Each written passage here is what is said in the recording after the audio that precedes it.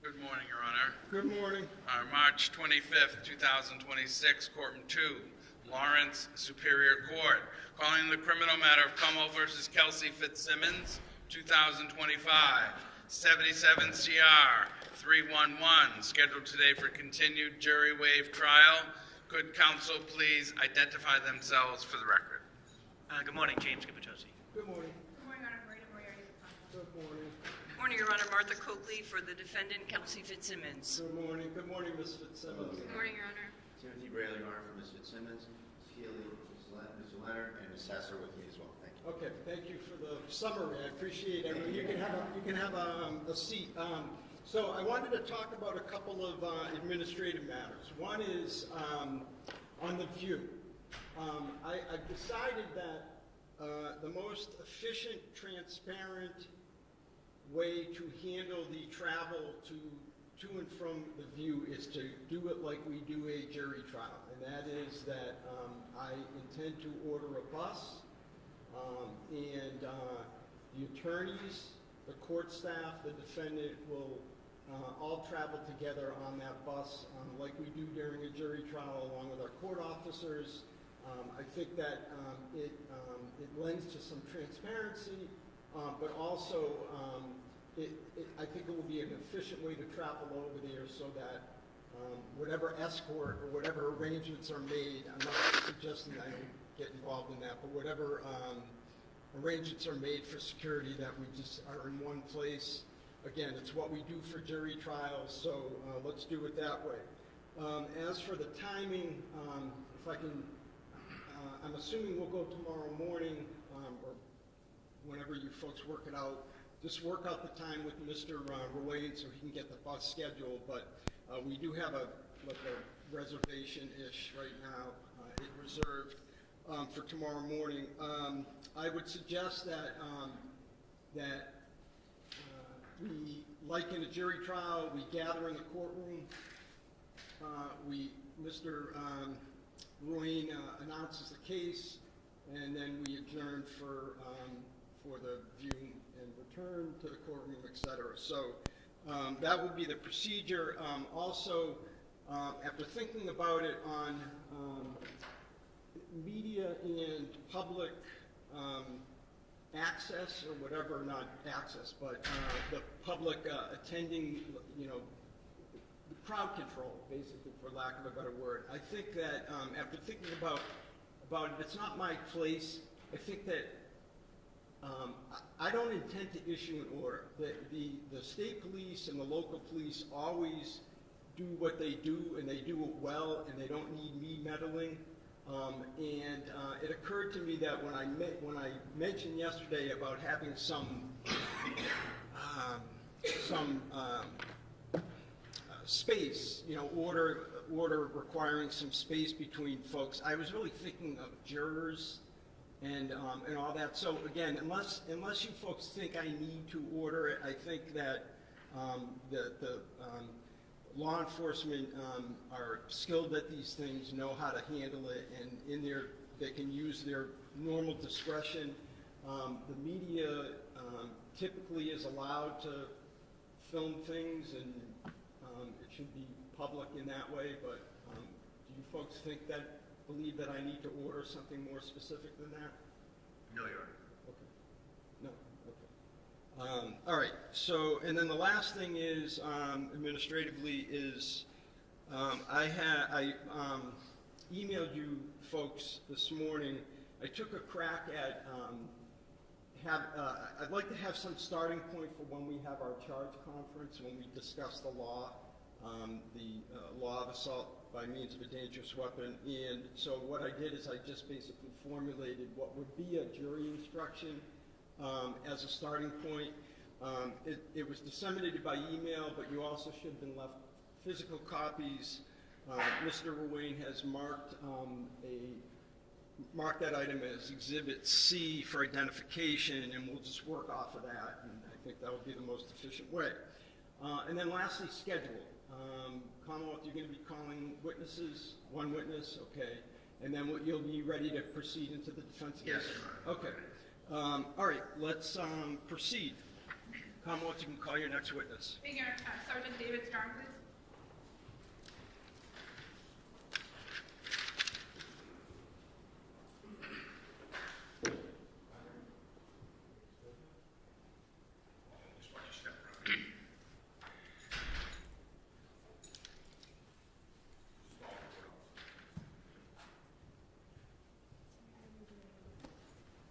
You raise your right hand, do you solemnly swear that the testimony you're about to give in this cause now in hearing shall be the truth, the whole truth, and nothing but the truth, so help you God?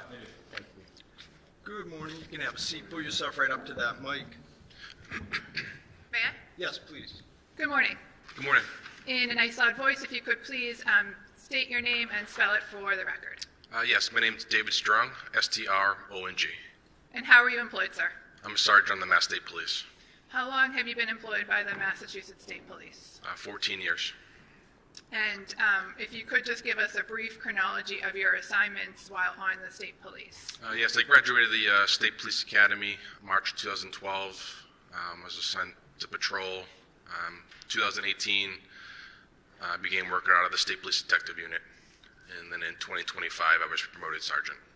And is that the State Police Detective Unit assigned to the Essex District Attorney's Office? Yes. And as a trooper assigned to, and then as a sergeant assigned to the Essex District Attorney's Office, what are your day-to-day responsibilities?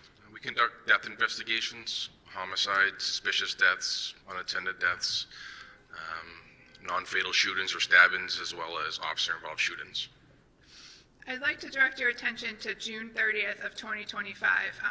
Were you working that day? Yes, I was the on-call supervisor. And what's it mean to be the on-call supervisor? For 1 week a month, where we supervise the troopers. If they have any questions, or if there's a homicide or a serious event, then we'll go out to assist. And at some point during that, was it a Monday? Yes, And at some point during the day, did you get a call from one of your troopers? I did. And as a result of that phone call, what information did you learn about what you would be doing next? I learned that there was an officer-involved shooting in North Andover, so I responded along with my detective lieutenant, as well as crime scene services and ballistics. And a number of other troopers that you supervise? Yes. Several other troopers from my office also responded. Do you remember about what time of day, what address did you respond to? 125 Phillips Brook Road. And about what time of day did you arrive? I believe I arrived at around 6 p.m. And what was the state of the address at 125 Phillips Brook Road when you arrived? The residence was taped off. There's a perimeter outside the house. And who was at the scene at that time? At that time, it was just North Andover PD. And effectively, what happened once the Massachusetts State Police arrived? I joined Trooper Ortiz, who also works in my office, and we took control of the scene. And what was one of the first things that you did while on scene? I was given a brief summary by Lieutenant Daly about what had occurred. And after learning from Lieutenant Daly about what occurred, what did you do next? I drafted a search warrant for the residence. And at some point, was the search warrant authorized by the court? Yes. And at that point, did you and members of the Firearms Identification Squad, Crime Scene Unit, and other troopers from the DA's office enter the house? Yes, And did you participate in the search of the residence? I did. And did you,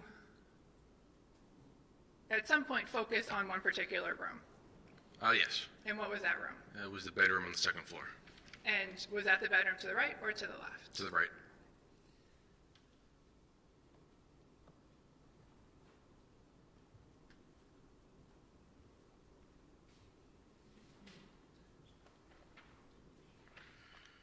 Sergeant Strong, I'm showing you Exhibit 51. Do you recognize that photograph? Yes. And what's depicted in that photograph? It's a green-colored chest, as well as a chair and a box. So the green colored chest you're referring to is this item here? Yes. And where was that in relation to the layout of the room? It would be to your immediate left when you went to the room. And is this the red box you're referring to? Yes, And is that the chair as you saw it that day? it is. At some point, did other members of the search team open the green chest? Yes.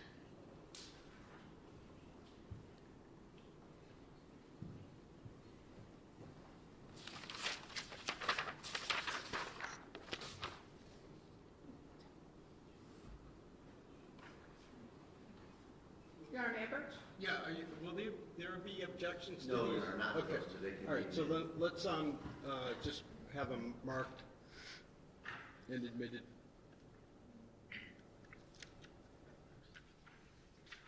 Exhibit 97, so marked. Exhibit 98, so marked.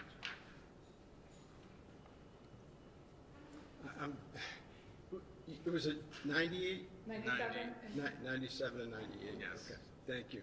may I display that, Your Honor? Yes, please. Showing you exhibit 97, Sergeant Strong. Do you recognize that photograph? Yes. And what's depicted in that photograph? That's the inside of the orange-colored chest with two firearms and firearms case. Is the firearms case the black box? Yes. Okay. At some point, did you or other members of your team move those items? Yes. And where did you move them to? To the bed. Move to the where? The bed. The bed. Showing you exhibit 98. What's depicted in exhibit 98? It's a firearm that was located inside of the box, the gun box. So that was what was in the closed box in the green chest? Yes. And what are these items here to the left? Those were the other two firearms that were inside that same chest. So there were two firearms, total of 3 firearms? Yes, sir. Okay. Trooper Strong, do you know what kind of firearms these were? I believe they were all 6 hours.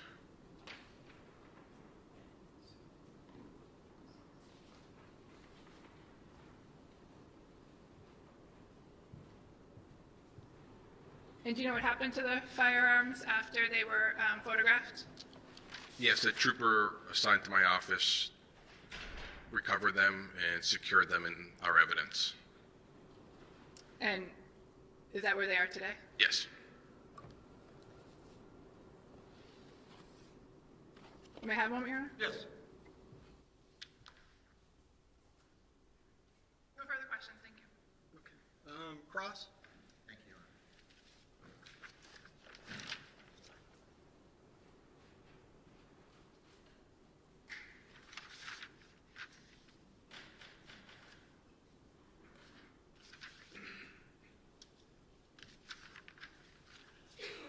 Trooper Strong, good morning, sir. Good morning, sir.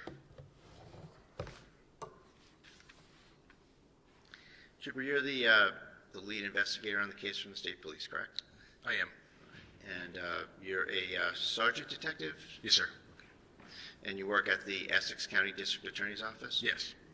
Part of your job is to investigate officer-involved shootings? That's one of them, yes. Yes, okay. And do you also do homicides? What's that? Do you investigate homicides as Yes, well? sir. Okay. And in this case, when was it first brought to your attention that there was an officer-involved shooting? So the on-call trooper received the call about the shooting, and then he called me. And who was the on-call officer? We had Trooper Ortiz. And when you received that call, what did you first do? I notified my detective lieutenant, and we responded to the scene. Is that Detective Lieutenant DeMeo? Yes, sir. And what time was the shooting? I don't recall off the top of my head. Was it approximately 6 p.m.? Around there. And what time did you arrive? Probably 25 minutes after I received the call, 30 minutes after I received the call. All right, 6:30-ish, about Yes. 6:30? Okay. What did you see when you got there? The house was taped off, and there were detectives and police officers standing outside. Now, I'm going to ask you to distinguish between North Andover police officers and state police officers. Okay. When you got there, who was in control of the crime scene? At that time, Trooper Ortiz was there first. and then I arrived. Do you know when Trooper Ortiz got there? It must have been 5 or 10 minutes before I got there. All right, so doing the math, it's about probably 20 minutes where the North Andover police have exclusive control of the crime scene? Yeah, approximately. Did you recognize or know any of the North Andover police officers that were there? No, sir. Did you recognize or know the chief of police for North Andover? No, sir. Did you meet any North Andover police officers when you were there? I spoke with Lieutenant Daly and Lieutenant Domenico. Okay. Who's in charge of that crime scene in this circumstance? Is it the North Andover police or the Mass State Police? Mass State Police. Okay. And as a practical matter, as we said, that transfer could only happen when a state trooper gets there, right? Yes. And the first trooper's there about 6:20, probably, Yeah, approximately. and then you get there around 6:30. Yes. And what was what happened with respect to kind of taking over the crime scene? We just made sure the house was secured. Nobody was inside. Nobody crossed the tape line of the perimeter. And then we knew that we needed to draft a search warrant. Okay. When you got there, did you go in the house? No. When did you first go in the house? Once we got a search warrant. Okay. Were there any North Andover police officers in the house? No. Okay. And when you were there anyway? Correct. Do you know if that was by coincidence or by some order of someone that nobody be in the house or what? It was by an order. Everybody knew that we were in a search warrant, and everybody knew not to be in the house. Okay. When you first got there, what did you do while you were there before you worked on the search warrant? I spoke with Lieutenant Daly and Lieutenant Domenico. Okay. Where did that occur? It was in this, kind of near the school, outside of the house. Was it on the school property or was it on the house property? It was in the school, it would be in the street, so the school Sidewalk part. or something? Yeah. Okay. Was there any mention, to your knowledge or awareness, of any invocation of the town policy regarding drug testing? No. No conversation about that at all? No. All right. Did you speak with Officer Noonan at the scene? No. Where was Officer Noonan? He wasn't on the scene. Okay. Do you know what happened to him? I believe he went to the hospital. Okay. And do you know any circumstances about that? I do not. And you know that that's a common occurrence when there's an officer-involved shooting. The officer's always taken to the hospital, right? Yes, sir. And that's a precaution, but it also gets him out of investigative scrutiny, doesn't it? I think it's policy. Right, okay. So then you decided to obtain a search warrant, and the reasons for that were what? That the person that was shot owns the house, and they're not around to consent? Is that a fair statement? Correct. Okay. At some point, Ms. Fitzsimmons was charged with assault as well as assault with intent to murder, right? Assault, I should say it better. Assault by means of a dangerous weapon and assault with intent to murder, Officer Noonan, correct?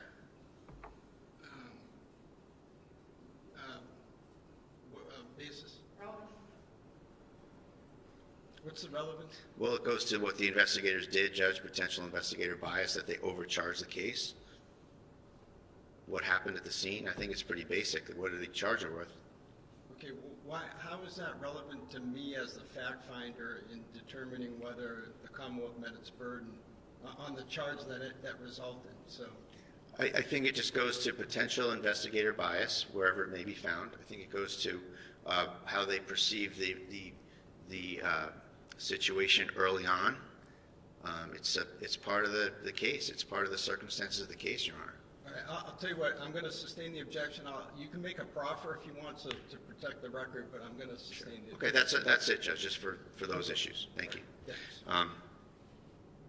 So Ms. Fitzsimmons was charged, Yes. and that was on what date?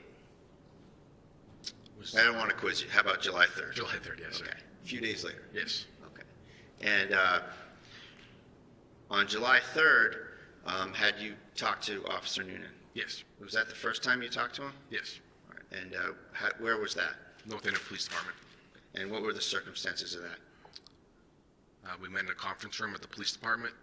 It was myself and Detective Lieutenant Robert DeMeo, as well as an attorney.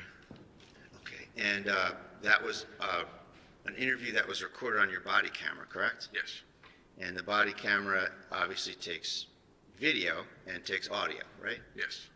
And now in that interview, you put your body camera on the desk, right? Yes. And you didn't put the body camera on the person you were interviewing, though, right? I don't recall exactly where it was facing when I put it down. So, but don't you know that we don't have video of any of these officers when they're testifying from your body camera? You mean interview? Yes, I'm sorry, when they're interviewed. Thank you, Aaron. I tried to do them all consistently. I think I put it in the center of the table. So you know that Noonan's not on video when he's testifying, right? Yes.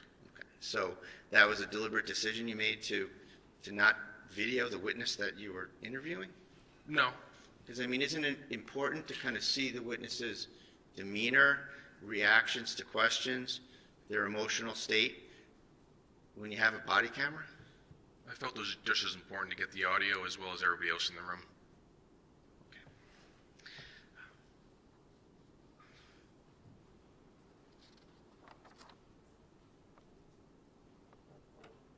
And in this case, Trooper Strong, you wrote a report that's kind of like what we call a PC report, right?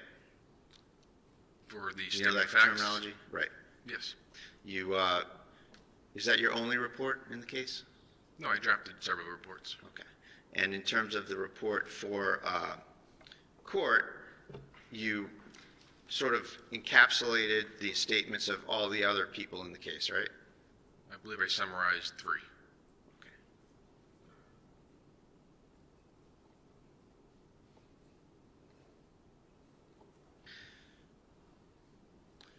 Just gonna use some pictures.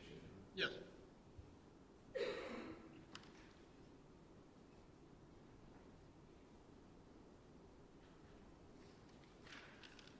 Showing you Exhibit 51.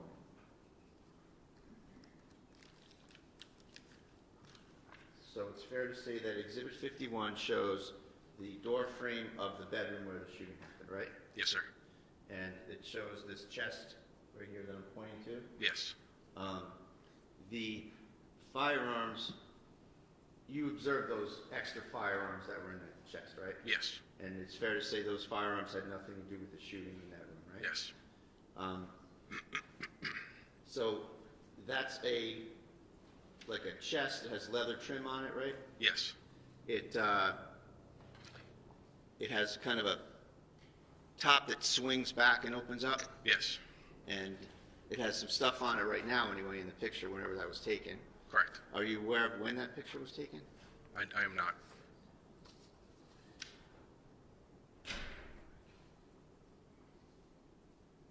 And it's fair to say that the end of the chest kind of lines up with the door frame, right? It's very close. So to get into that chest, you don't really need to disappear behind the door frame, do you? I don't know, sir. I mean, there's a chair there as well, right? I'm not sure where the chair was at the time. Yeah, but it's there in the picture, right? It's there in the picture. And the pictures are offered as evidence of the crime scene, right? Yes. Okay. May I have one moment, please, Your Yes, Honor? take your time.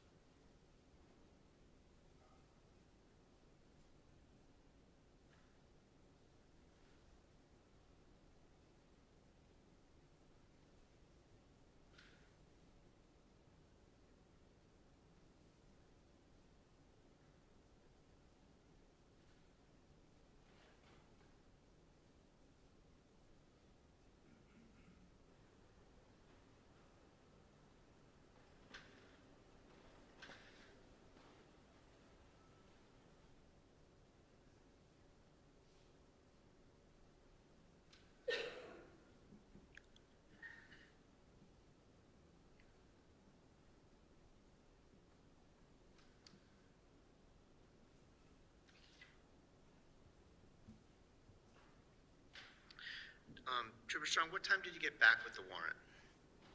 I believe it was before midnight.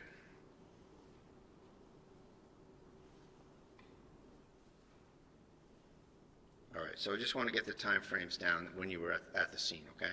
So you arrived there around 6:30, right? Yes, sir. And then you think Ortiz is there 6:20. Yes. When do you leave to go prepare the search warrant? I write the search warrant in my cruiser. Okay, on the scene. Yes, sir. And how long do you figure that takes you? 2 hours, approximately.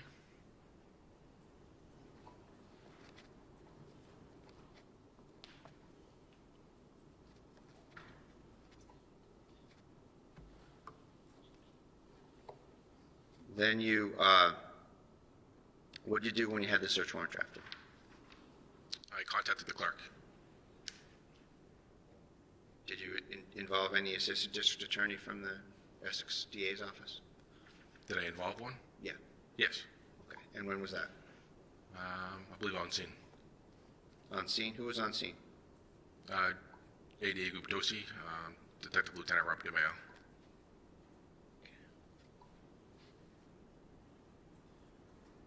Did you have to go anywhere for the search warrant, or did you do that electronically? I believe it's electronically. And you emailed it to the clerk. Do you know when you emailed it to the clerk? I do not. When did you get approval? It was sometime before midnight. And while you were there, were you, obviously you're busy writing a search warrant, you have a lot to do. Were you also taking note here and there of any traffic into the house? No. Were you, did you know whether anyone from the North Andover PD went in and out of the house while you were writing the search warrant? Not that I'm aware of. Was there an order in place, and you said everybody knew about it to not go in the house? Yes. So was that order, fair to say, as far as you're concerned, that order's in place the entire time you're drafting the search warrant, getting approval, waiting to get it back, right? Yes. And so it's fair to say that no North Andover officers were supposed to be in the house from the time you got there, and that's presumably when you gave the order? They never went back into the house after I got there. Okay. At any point. And then no one went back in the house. And then once you had approval from the clerk on the search warrant, you went in the house very late. Yes. And so what time did you go in the house? I don't recall. I believe it was just before midnight.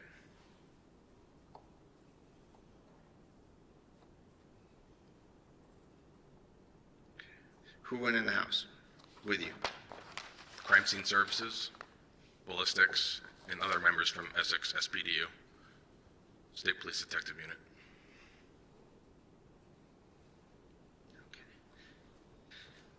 Did any North Andover officers go in the house? No.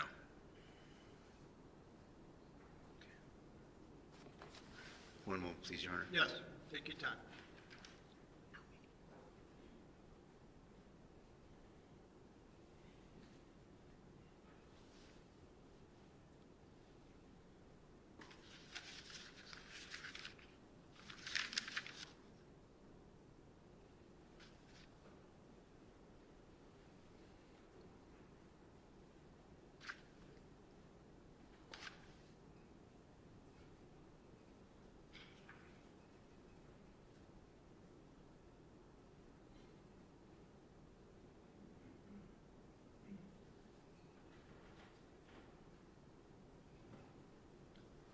Thank you very much. Thank you. Nothing further.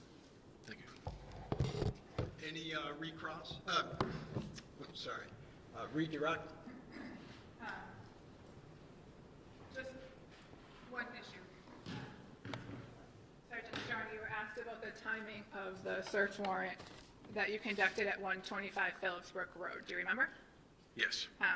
And is your memory exhausted as to the exact time that the search was conducted? Yes.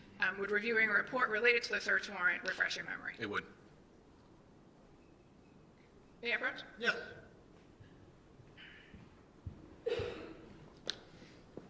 for direct your attention to paragraph 1.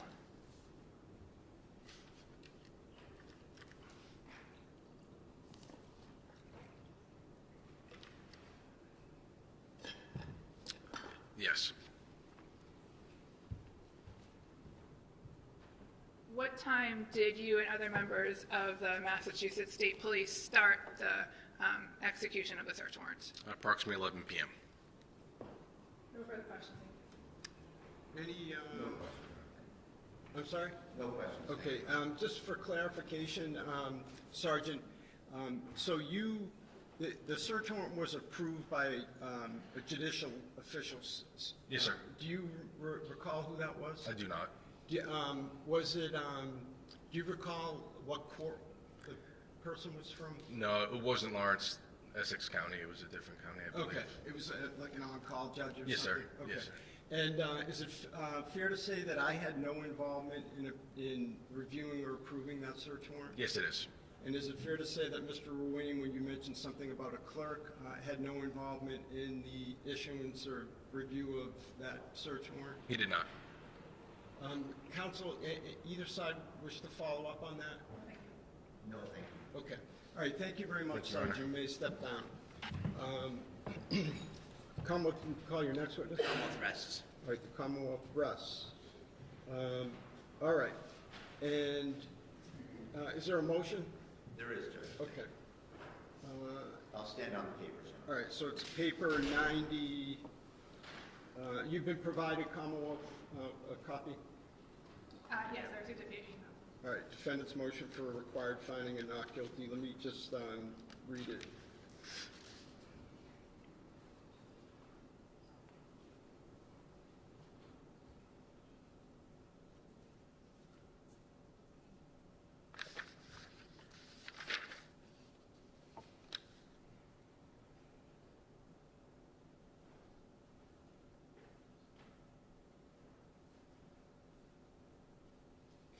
All right, and Mr. Bradle, did you want to be heard on the motion? I'll stand on the papers. Okay, all right, the motion is denied.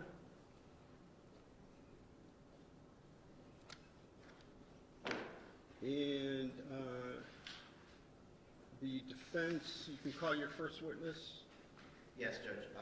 We're going to call Ms. Maureen Teresi. She should be outside.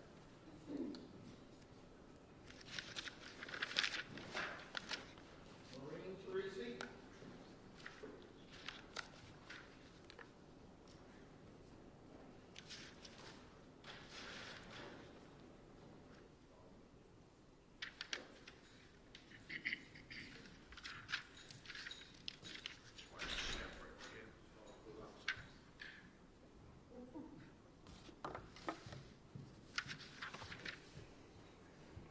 Could you raise your right hand? Do you solemnly swear that the testimony you're about to give in this cause now and hearing shall be the truth, the whole truth, and nothing but the truth, so help you God? Thank you. Good morning.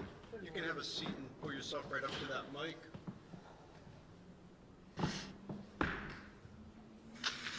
May I inquire, Your Honor? Yes. Good morning, ma'am. Good morning. Please state your name and spell your last name. Maureen Teresi, Torrisi, And where do you live? in North Andover. Okay, do you live in a condo complex there? I do. What do you do for a living? I am a stay-at-home mom, I guess. I guess I'm retired. What are you retired from? The construction industry and home staging, design. How long have you been retired?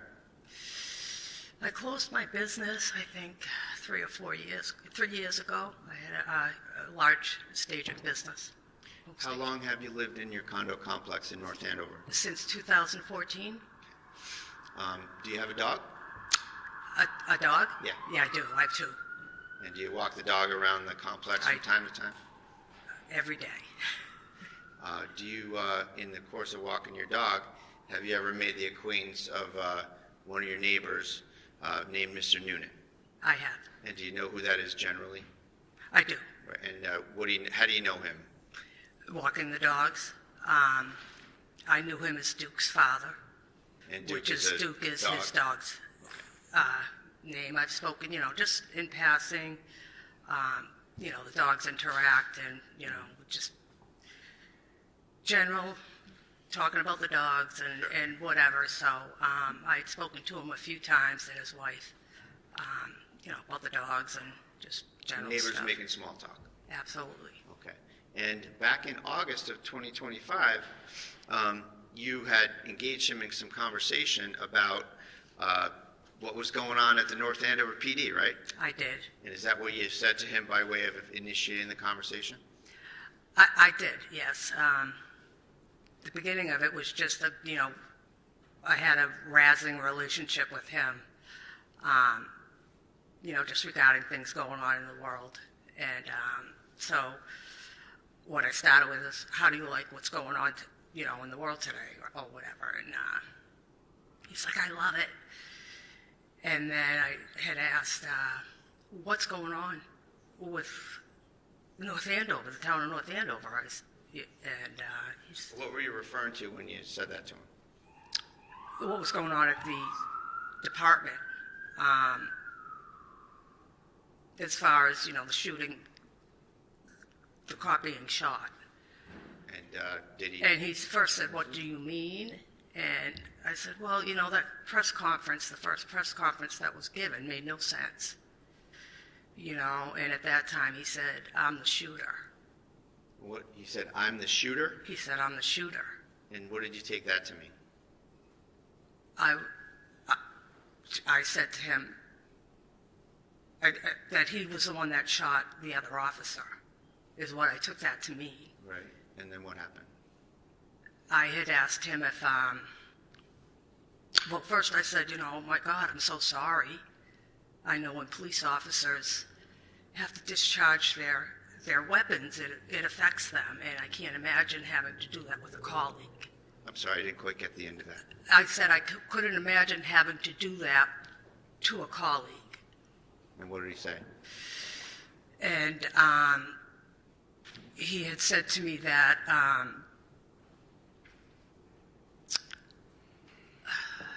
sorry, I'm a little nervous. That's He okay, take your time. had said that there was no choice to it. He had no choice, that he had to, she had the gun pointed at him when he came into the bedroom. And Did he use any he said certain that- pejorative about her? I'm sorry? Did he use any certain pejorative about her? I What did he call it? What did he call her? Mm-hmm. Well, he didn't call her that at that time. He explained very, very briefly what had happened. And he said that when he came into the room, she had the gun pointed at him. And that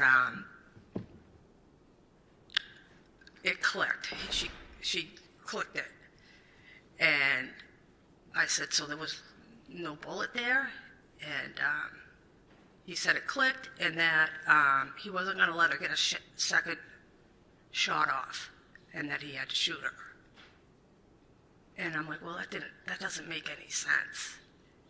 And I had asked why they went to her house, the three of them went to the house instead of having her go to the station. And why wouldn't they, if they were going to the house to take a baby, why wouldn't they have had some social services there with them? And he said, well, she's a fucking whack job. Oh, sorry. No, I'm sorry. You don't have to apologize. You have to say what was said. Okay. And- And he said that she's an effing, whack job. So was that in response to you saying, why didn't you have social services go to the house? Yeah. And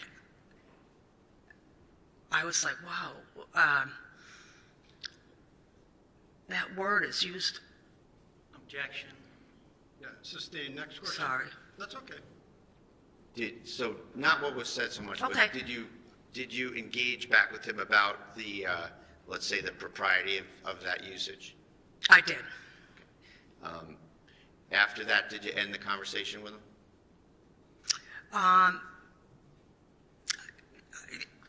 There was a little more conversation, and then it ended, yes. All right, thank you very much. Thank you.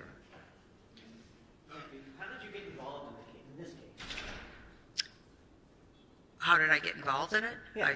I didn't. Well, no, how did they know you heard this? Objection, relevance. Overruled. After the conversation that we had had, I was shocked by it. I didn't even know Pat's first name or But his how last. did you contact someone? I did. And a little bit after we had the conversation, probably a week afterwards, I did contact somebody. Who? That Mike Crawford, that I knew was in contact with the defense, and, you know, because I think there was a hearing, I'm not sure, but I know that Mike was in contact with them, and I contacted Mike And so when was this? When was this conversation? with Mike. No, with this conversation with Pat. It was August 20th. August 20th. Yep. Okay. You were interested in this case from the beginning, right? I'm sorry? You were interested in this case from the beginning, weren't you? No, I mean, I was interested in what was going on in my town, yes. You're Maureen Sullivan, Teresi, correct? I am. And you post, and you make comments to newspaper articles, don't you? About this? Yeah. I could have, yeah, Can sure. you have a picture on it? Yes, you've shown it to defense? Yeah, they have a copy. Well, that's you, right? You reposted something on July 10th, correct? When was this? July 10th? Okay, yeah. And what did you repost?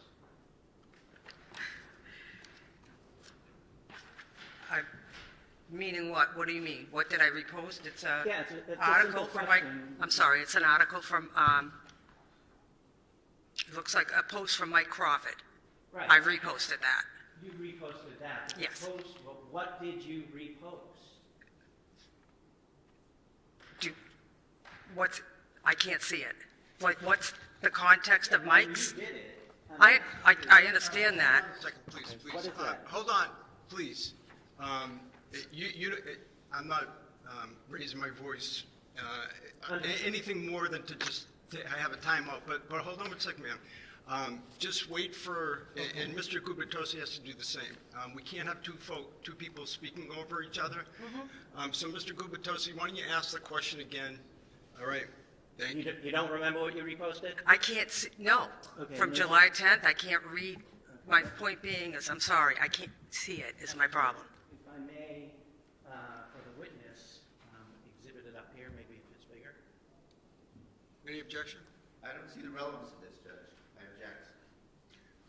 All right, well, And there's no foundation as to why it might affect our state of mind or advice. all right, let's first things first, let's mark it for ID. I can't read it either for the record, so.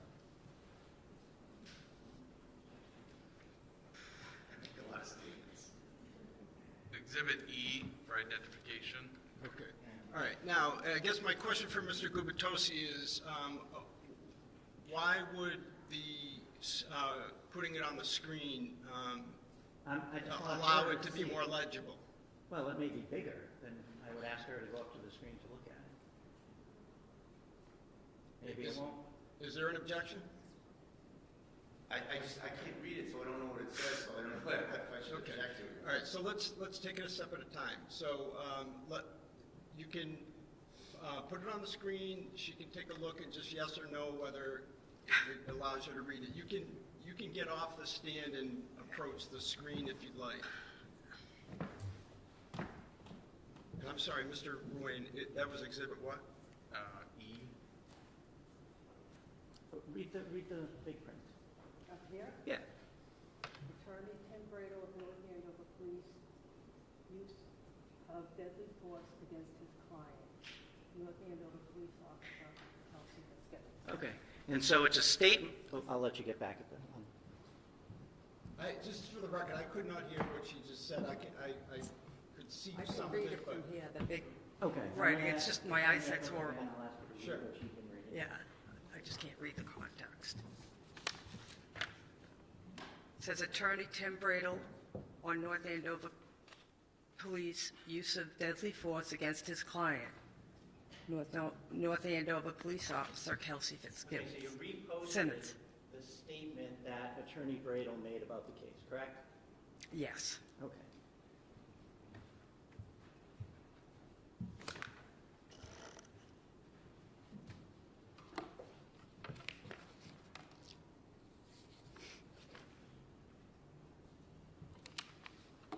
Now, you said you comment to about news articles also, correct?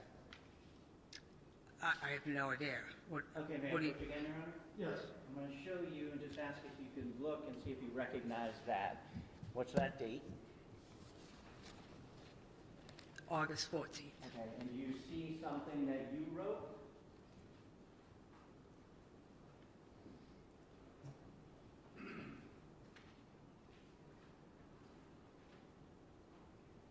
Just yes or no? Just, Yeah, yes, that's my name, and yes, this is well, it's a comment. It's a comment that To a you post. made to an article, correct? Excuse me. Well, Hold on one second. Let's mark it for ID, please.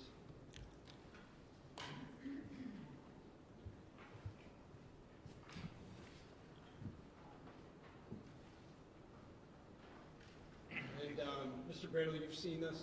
I have, Okay. Exhibit F, so marked. Thank you.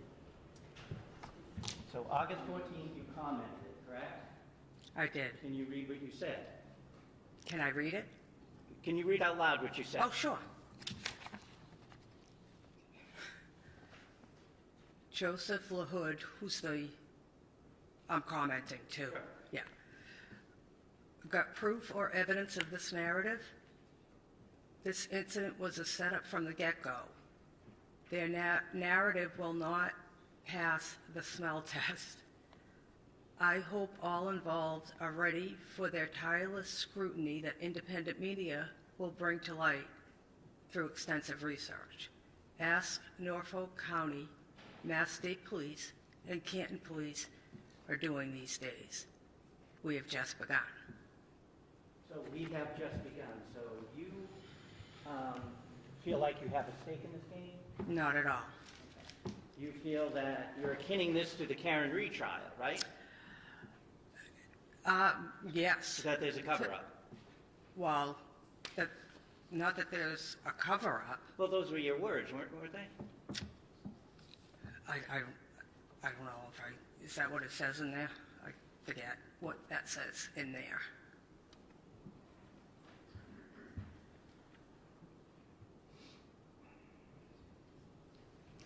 A setup from the get-go, correct?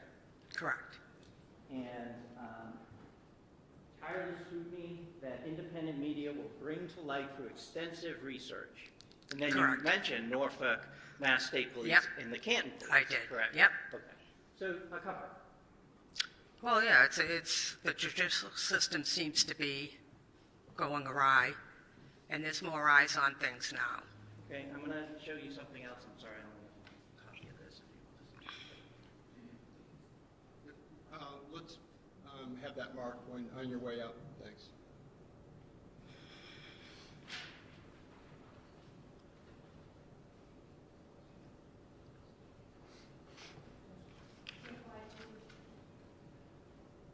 Mark this for identification, please.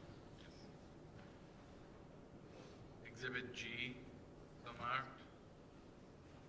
Thank you. Can you first look at it and see if you recognize it? Sure. okay?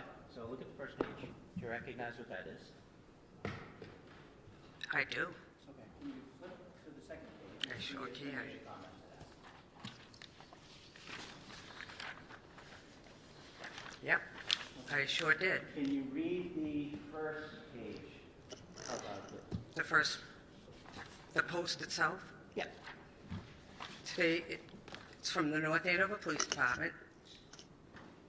Today is National Police Women's Day. Please join us in recognizing Sergeant Katie, can't say her last name. Do you If want you me to can't spell read it? the last name, that's fine. Go ahead. Okay. Sergeant Julie Nigro and School Resource Officer Stephanie Rizzo. They have over 43 years of combined experience, and it shows, as all three demonstrate strong leadership inside and outside our department walls. We appreciate their immense dedication to helping both residents and visitors in the North Andover community every day. Thank you for your service. And you commented on that, correct? I sure did. What did you say? Wow, let's hope they stay safe from their colleagues. Thank you. I have nothing else. Redirect?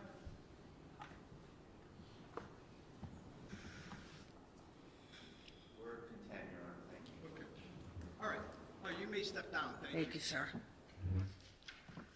And defense, you may call your next witness. Yes, Your Honor, the defendant calls Lauren Page. Lauren?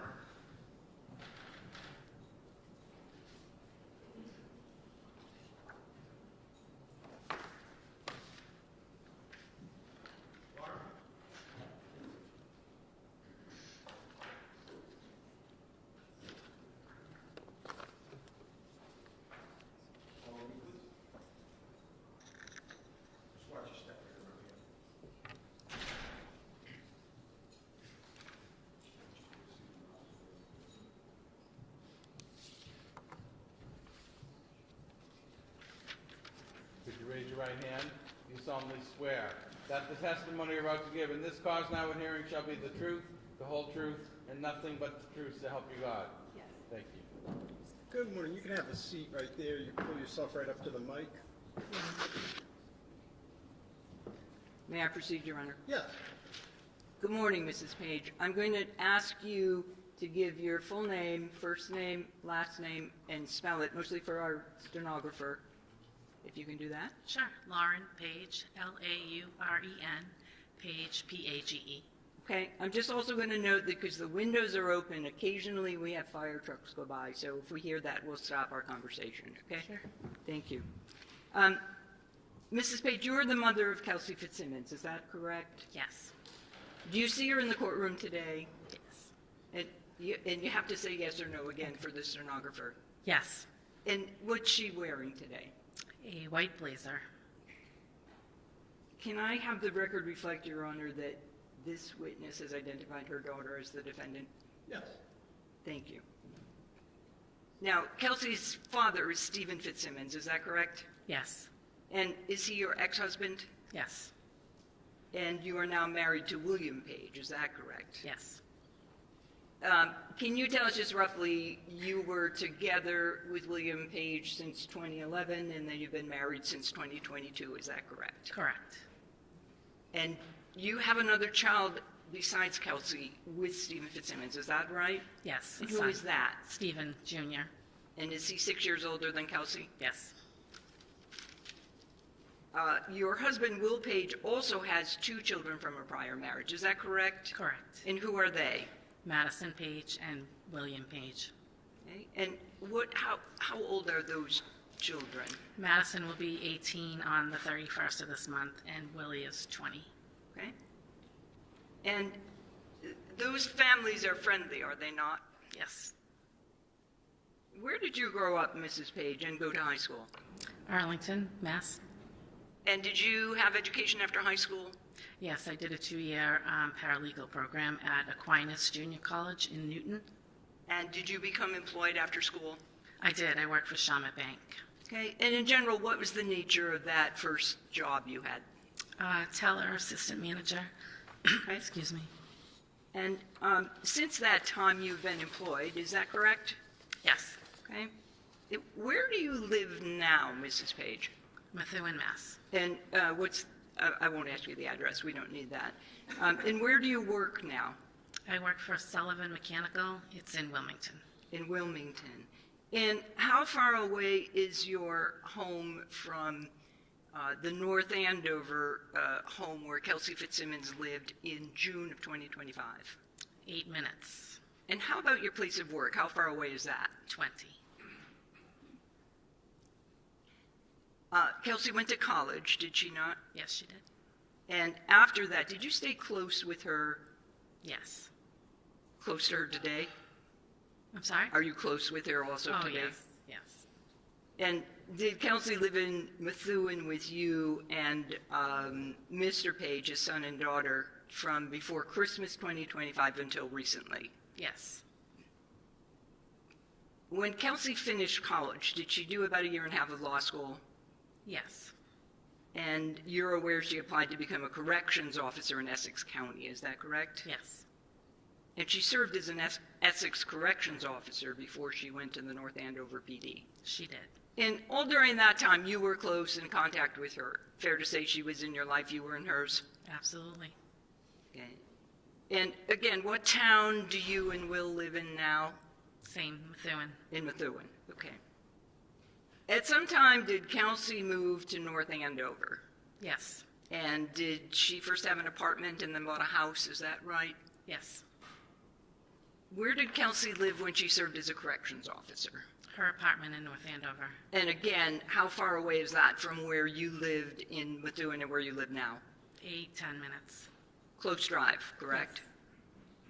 And you knew that your daughter Kelsey was engaged to Justin Alayan, did you not? I did. And you also knew that Kelsey had a child, of course, is that right? Yes. And that Justin was the father. Yes. You knew they were planning to get married in October of 2025? Yes. And did you know her fiance's parents, sister, just yes or no?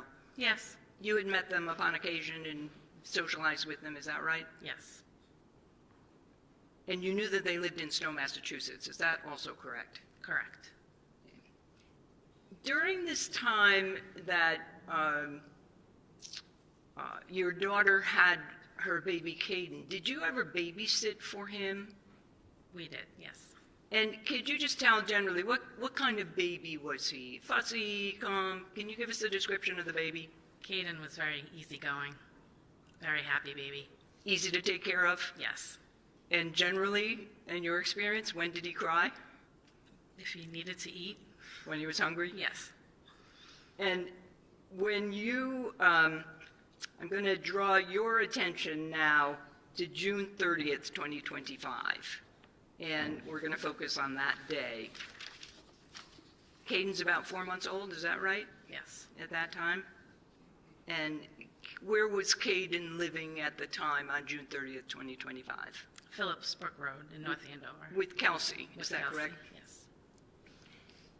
Mrs. Page, did you know that Kelsey had been cleared to go back to work in a few days from June 30th? Yes. And on that day, were you aware that she was going to the North Andover Police Department in order to do some CPR training? Yes. Were you aware that she was going to take Caden with her during that training? I was aware. I'm just going to ask you yes or no. Did Kelsey call you that day? This is June 30th. Yes. And at what time, any time after noon, do you recall that she called you? 2:30. And did she give you some information about where she was headed when she talked to you? Yes, she was going to meet Justin at the Common in North Andover. Okay. And did she talk with you at some time to let you know if and when she was headed back to her house? Yes. Do you remember what time that was? 3:30. And did you and she agree to meet at her house? Yes, I met her at the house after work. And about what time was that, if you recall? 3:30, 3:45. Yeah. And you were working that day, right? Yes. And your place of work was close enough by that you could do that? Yes, my route to and from work, I drove by her house. So if you were going from Wilmington to Methuen, you would actually go by where Kelsey lived, Yes. correct? Do you remember what time you arrived again? What time did you get to Kelsey's house that afternoon from work? I want to say it was 3:30, 3:45. Okay. Who else was there when you got there? No one, just Kels and baby. And Kelsey. Yes. And just generally, without giving us the conversation, what topic or topics did you discuss? Kelsey was sad that Justin blew her off and didn't show up at the Common to meet her. She couldn't understand why. She was confused why he would ask her to come and then just ghost her. And what would you say was her demeanor at that time when you were talking with her at home? Sad, confused. How long did you stay when you got there around 3:30? I left around 5:20, 5:30. And just in general, again, Mrs. Page, what were you doing while you were there with Kelsey and Caden? We sat in her living room, played with Caden, talked. I did some dishes in our kitchen. Basically just sat and talked. Okay. Do you know what time you left? Between 5:20 and 5:30. And where were you going immediately? Where were you headed to? CVS in Methuen. And originally you were going to CVS. Where were you originally headed after that? Home. And that's your home in Methuen? Yes. Right. Did you get another call from Kelsey while you were at the CVS? I did. And as a result of that call, Mrs. Page, what did you do? Went back to her house. Do you recall what time you arrived at her house? 5:45. So it's a pretty quick time between the time you left, went to CVS, and then went back. Is that correct? Yes. Tell us again the time to drive to CVS from Kelsey's house. Under 10 minutes. Okay. When you arrived at the house at that time, can you tell us what's the first thing you saw? Police cars. Okay. Did you go in the house? Yes, I went right up. And doors open. You've been in and out of that door before many times, correct? Yes, went right up to her porch. Did you see anything on the porch? There's a police officer holding Caden. And at that time, did you know which police officer that was? No. He was holding Caden, you said, Yes. correct? I didn't hear the answer. I'm sorry, no. Okay, thank you. A police officer was in uniform, correct? Yes. And you didn't know who he was at the time? No. What happened next once you saw the police officer holding Caden? Caden was crying, so I asked if I could take Caden from him so I could settle him down. And did the police officer give you Caden? He did. Is that still on the porch outside, or were you inside? Right on the porch, we exchanged the baby. So you're holding Caden, and what happens next? I brought him inside to Kelsey's living room, where there was another police officer. And did the officer who gave you Caden also come into the house with you? No, Do you know where he went? I don't. Okay. So you are holding the baby, you're in the living room with another police officer. And can you tell us what happened next? Justin walked in with his sister Courtney. And Justin is the fiancé that we spoke about earlier, right? Yes. And his sister, what's her name? Courtney? They both came in while you were in the living room. Yes, they walked in. Do you know about how long you were there before they arrived? Minutes. Are you still holding the baby at this stage? Yes. Okay. And then what happens next, Mrs. Page? The officer in the living room asked me to hand Caden to Justin. And had either Kelsey or the police officer, when you arrived, told you about the restraining order? Just yes or no? No. And did you actually who did you give the baby to, I should say? I handed the baby to Justin. Justin turned and handed Courtney the baby. And what did they do next? Left. Did you have any conversation with them, just yes or no? No. Did they take anything for the baby with them, if you remember? Car seat, I believe. And they left together, if you recall. Is that? Yes. Yes, okay. Mrs. Page, when you arrived, did you see your daughter on the first floor? No.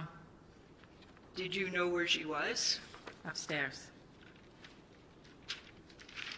And while you were downstairs, did you hear anything coming from the second floor? Just yes or no for now. Yes. Can you tell us what you heard?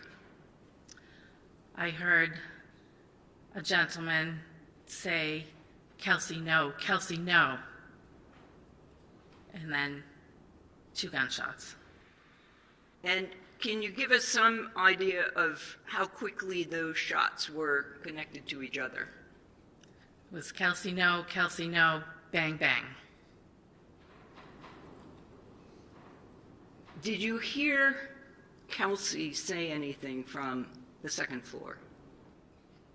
No. Could you hear her make any noises? Yes. And Mrs. Page, what happened next? I saw Justin run by the windows on the porch, and after that, officers came in, EMTs came in, running up the stairs, and I was let out of the house. I was let out by an officer. And what was your frame of mind, state of mind at that stage? I was pretty upset. And were you making any noise? I was screaming. When is the next time you saw your daughter, Mrs. Page? At the trauma room at Mass General. Your Honor, I have nothing further. No questions, ma'am. Okay, all right, thank you very much. You may sit, you may stand down, thanks. And defense, you may call your next witness. Yes.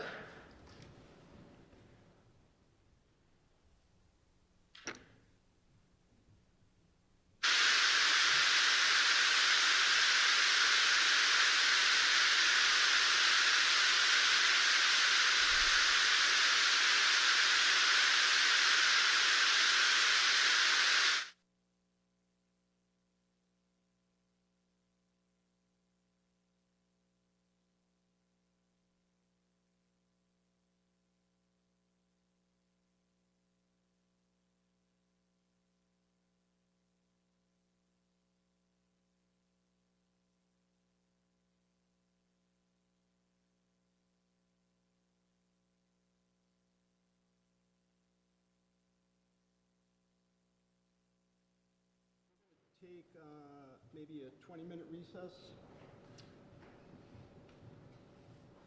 And we will stand in recess. All rise. Court stands in a 15-20-minute recess. Please exit the courtroom quietly for other sessions up and running. Thank you.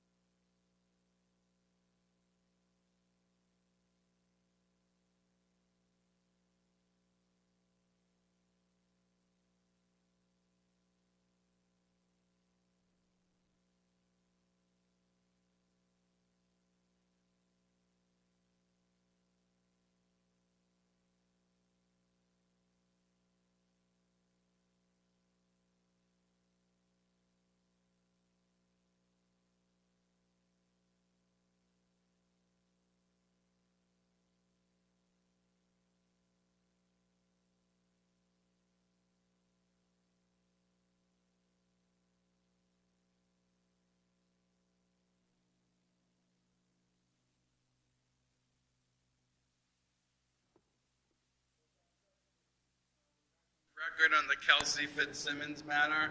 All counsel and the defendant are present. Okay, defense, you may call your next witness. Thank you, Your Honor. The defense calls Kelsey Fitzsimmons.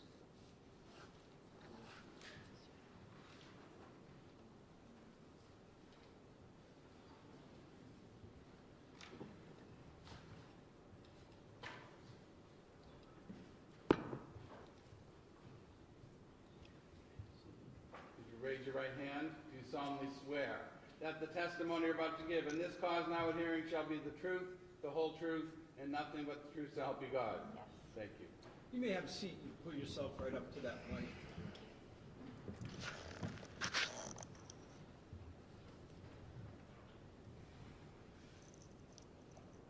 All set. Thank you, Your Honor. May I inquire? Yes. Thank you. Good morning, miss. Good morning. State your name and spell your last name. Kelsey Fitzsimmons, Fitzsimmons. How old are you? I'm 29. Excuse me. Do you mind just pulling that mic Yes. a little bit closer just so that we can hear you? Is that better? And I didn't hear your last answer. You're how I'm old? 29 years old. 29. Okay, thank you. Yeah, that's better. Thank you. And what's the town of your residence? Currently, Newburyport. Where'd you grow up? I grew up in Methuen, Methuen? Massachusetts. And did you live there your whole life? Most of it, yes. Did you go to high school there? I did. And where did you go? Methuen High School, When did you graduate? 2015. And you lived there with your parents and your family? Yeah, I lived with my mom and my dad. There were two different houses. Tell the judge a little bit about your upbringing and your family and who's who. So I have my mom, my dad, my mom Lauren, my dad Stephen, my older brother, my biological older brother Stephen Jr., and then I have my stepfather, William Page, his two kids that I consider my brother and sister, Madison and William. I'm sorry, I didn't hear the names. My younger brother and sister are Madison and William. Madison and William. Did you say that they were step-siblings? They are step, yes. Okay. Try to keep your voice up. Okay, Just sorry. Use the mic, like, Okay. kind of like I am, a little bit like that. Okay. All right, thanks, Kelsey. So, you guys are a close family, right? Yes. And they've been with you through this process the whole time, right? The whole time. When did you graduate high school? 2015. Did you go to college? I did. And where'd you get your degree from?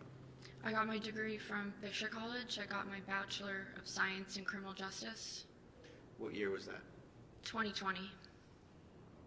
What were some of the awards and distinctions you received at Fisher College? I think my junior year, I was inducted into the Criminal Justice Honor Society. In my senior year, I was voted in as the president of the Criminal Justice Club, and I just worked closely with campus police there and the advisor of the Criminal Justice Club. Did you work while you were in college? I did. Where'd you work? I worked for the college as a work study, and I also worked as like a host / waitress down the street at a restaurant called Cheers. Did you do any security work? Yeah, in 2016, I was hired by Fenway Park Security, and I believe I worked there in 2017. And like throughout all of Fisher College, I worked for campus police as a work study, like a dorm proctor, checking IDs of students. Okay. After graduating Fisher College, you had the B. Is it a BA or a BS?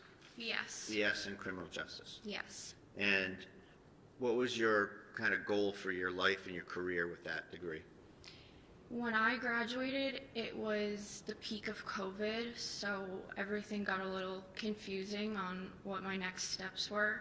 My plan originally was to try to go straight to a police academy, but when I graduated, there was no police academies running, so I decided to because I love school, I decided to further my education and go to law school. Where did you go, and tell us about law school a little bit. I went to Massachusetts School of Law. I did about 3 semesters, and then some academies started to run again. And did that change your pathway? It did. What happened? The Essex County Sheriff's Department started doing Sheriff's Department academies again. So I applied to be a corrections officer, and that was in 2020. And I went through their academy in 2021. Where's that academy? Their academy is at the Northern Essex Community College in Haverhill, Massachusetts. And what was the course of study? Just in general, what did it entail, and how long was it? It was 3 months. It had to do with just the training of being a corrections officer. Our whole job was safety and security of the inmates that were housed in the jail. So it went a lot into safety and security. So you spent 3 months at the Sheriff's Academy, Yes, and you were hired by the Essex County Sheriff? I was, yes. When was that roughly? That was in 2021. I think it was September of 2021.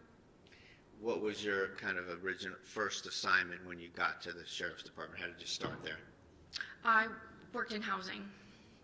I was assigned to housing the whole time I worked there. Did you have any other jobs while you were at the Essex Sheriff? When you pick up a overtime shift there, they kind of just throw you in where somebody's needed. So I did a lot of different jobs just through all the overtime I worked, which included transportation of inmates to and from court. I would work in programs. They have church and school for the inmates that reside there, and there's outer perimeter security where you drive a cruiser around the perimeter of the jail to ensure no one's coming in or out. I did things like that on my overtimes. Okay, and in terms of the transport, you were actually the person that kind of comes to here to court, goes into lockup, delivers prisoners, picks up prisoners, brings them back? Yes. How long were you at the Essex Sheriff? About 2 years. What, and at that point you had a career path decision, right? A Yes. different decision. I did. And what was that decision? I always knew I wanted to be a police officer. And was there some opportunities that came up in that respect? Yes, while I was working for the Sheriff's Department, I had moved to North Andover. I really liked the town I lived in, and I wanted to work in it as a police officer. So what did you do? I applied to the North Andover Police Department. Did you interview with Lieutenant Daly, was it? I did. He was on a panel interview. They call it like an oral board. It included Lieutenant Daly and several other members of the North Andover Police Department.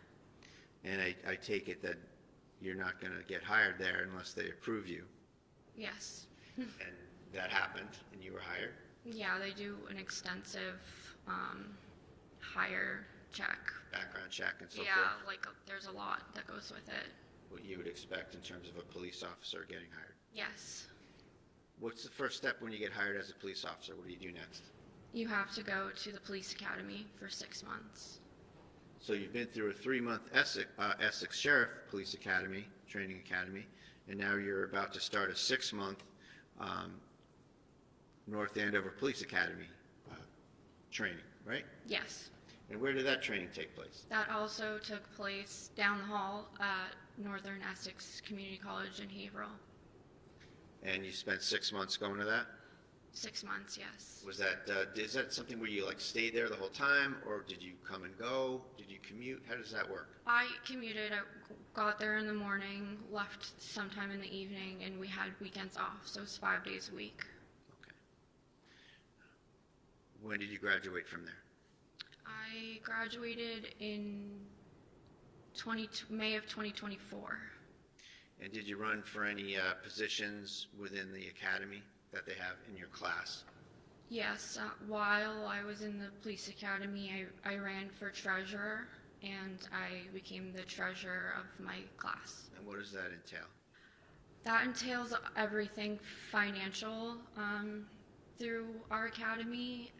I would collect, we had like academy dues, I would collect them, and we would purchase things that we wanted, such as like sweatshirts and sweatpants to wear for our PT days, as well as an academy sweatshirt.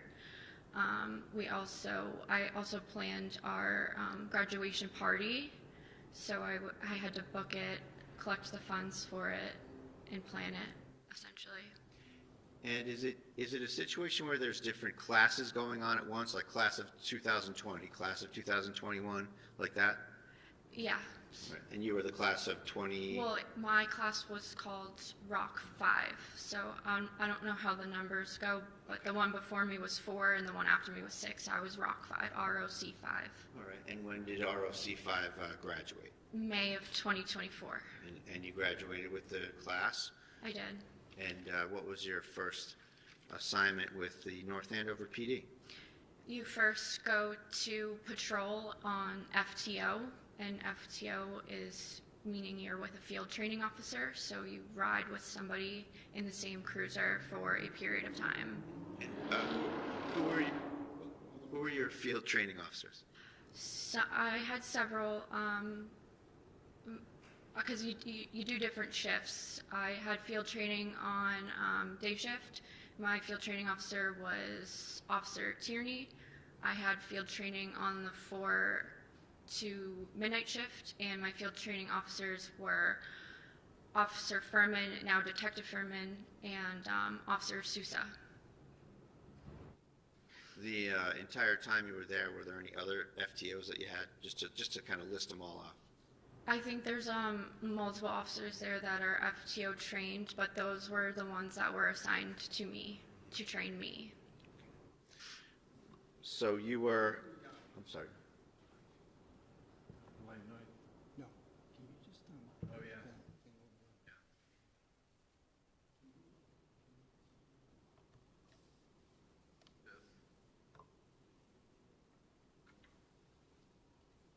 All set, Thank you.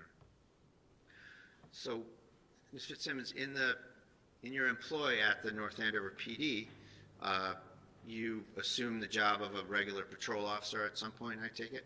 Yes, I was a patrol officer.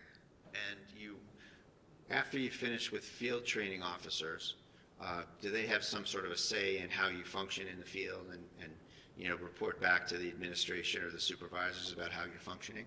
Yeah, so the supervisor on your shift, your field training officer gives them, I think it's a weekly report of how I did on calls and what calls we went on together and how I performed, stuff like that. And eventually, I don't know exactly how many weeks I was on field training, but after it's complete, the sergeant will take you in his cruiser, and you drive his cruiser and respond to calls or make traffic stops, and then he decides if you are signed off on. And I was signed off, and that day I got my own cruiser. And when was that, if you remember, just roughly? I think it was in end of June or early July of 2024. And just a few things I want to just tick off on the list of things a police officer does. Did you serve restraining orders? I have before. Have you testified in court? I have. And you've made arrests? I have. Now, at the time, moving over to your personal life, at some point you met someone named Justin Elaine, right? Yes. And what was your experience with Justin Elaine in a nutshell? My experience in a nutshell, we met through Facebook. We went on a few dates. We ended up hitting it off. While I was in the academy, we were dating. He is a North Andover firefighter. at my police graduation, he pinned me, and then I would see him on calls sometimes, and we eventually moved in with each other. We got engaged. We had a baby. And what was the baby's name? What's the baby's name? My son's name is Caden. How old is he today? He's 13 months. And Justin Elaine is the father? He is. What happened on June 30th of 2025? On June 30th of 2025, I woke up in the morning. Let me be more specific. Okay. I'm sorry. Did he take any actions relative to you in terms of your relationship that day? Yes.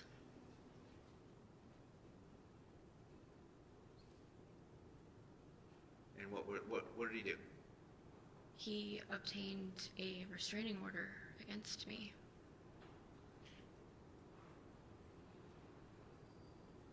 Is it fair to say that he broke up with you via a restraining order? Yes. I did not speak to him. I realized our relationship was over when a restraining order was handed to me. Okay. So let's rewind to the events of that day, okay? Okay. So that morning, were you home? I was. Who was home? So my sister slept over the night previous, so June 29th to June 30th. So she was over in the morning. Maddie? That's Madison, yes. I was with my son. I had work at 1 p.m. I had to go to CPR training at 1 p.m. Okay. Now, had you been out of work for a while? I was, yes. All right. And when did you first go out of work? I worked up until I gave birth. Caden came 5 weeks early, so I wasn't expecting it, so I went out basically the day I gave birth to him. And his birthday is what? February 16th, 2025. Now, when you were seeking to go back to work, did you get cleared to go back to work in June of 2025? Yes. Did that entail going through certain trainings and getting reviewed and stuff? It did. What was the event on the 30th that you had to do to finish that off? I had CPR training at 1 p.m. on the 30th, scheduled. Was that your last thing you had to kind of go through? That was it. Yep. Were you seeking to see Justin Elaine that day? Yes, we had spoken through text and on the phone in the morning. I was asking if he would come home because he hadn't been home in days to be with Caden while I went to work, and his response basically was, I can pick him up and watch him. And I said, you're not a babysitter. So there was a bit of argument about that. Text argument. Yeah, it was like, you're his dad, you're not a babysitter, you can come home. I don't understand picking him up and watching him. That was very odd for me to hear as his father. Moms don't like when dads say they're going to babysit their own kid, right? Yes, like your dad. And at some point, just to kind of cut to the chase on that, you made a plan to meet up in North Andover? Yeah, there was a lot of texting back and forth. He originally said yes, and then he said no, and then he said, I'll meet you tomorrow. And I said, you have work tomorrow? That doesn't make any sense. He worked a 24-hour overnight shift. So, Was there something about gas money as well? yeah, he said that he couldn't drive from Stowe, Massachusetts to North Andover because he had no gas in his truck. And I just was trying to get him to meet me. I'm like, we need to figure this out. I go to work in a couple hours. Like, we need to figure this out. He called me while I was driving to work and said, I'm on my way to North Andover. Let me stop you right there. Okay. Let me just rewind Okay. rewind you a little bit. All right. So there's some texting about this, right? Yes. And the texting that you have and that's been kind of passed around in the case, it doesn't end up with, okay, I'll come and meet you at the North Andover Common, right? No. So was that arrangement made outside of those texts? Yes. Like looking back now, I think it was strategic, but All right, well, just, I don't want to that's just my opinion. Yeah, I don't want to ask for your opinion Okay, on it. sorry. I just want to, factually, I'd like to ask you, were there a couple calls back and forth that kind of Yes. set that up once and for all? Yes, he called me on my way to work. I decided I'm going to bring my son with me, which wasn't a big deal, but when I was on my way, he calls Well, me. hold on a second. Just to be, yeah. Excuse me, I just need to confer with our court staff. Mr. Ring, can you turn the...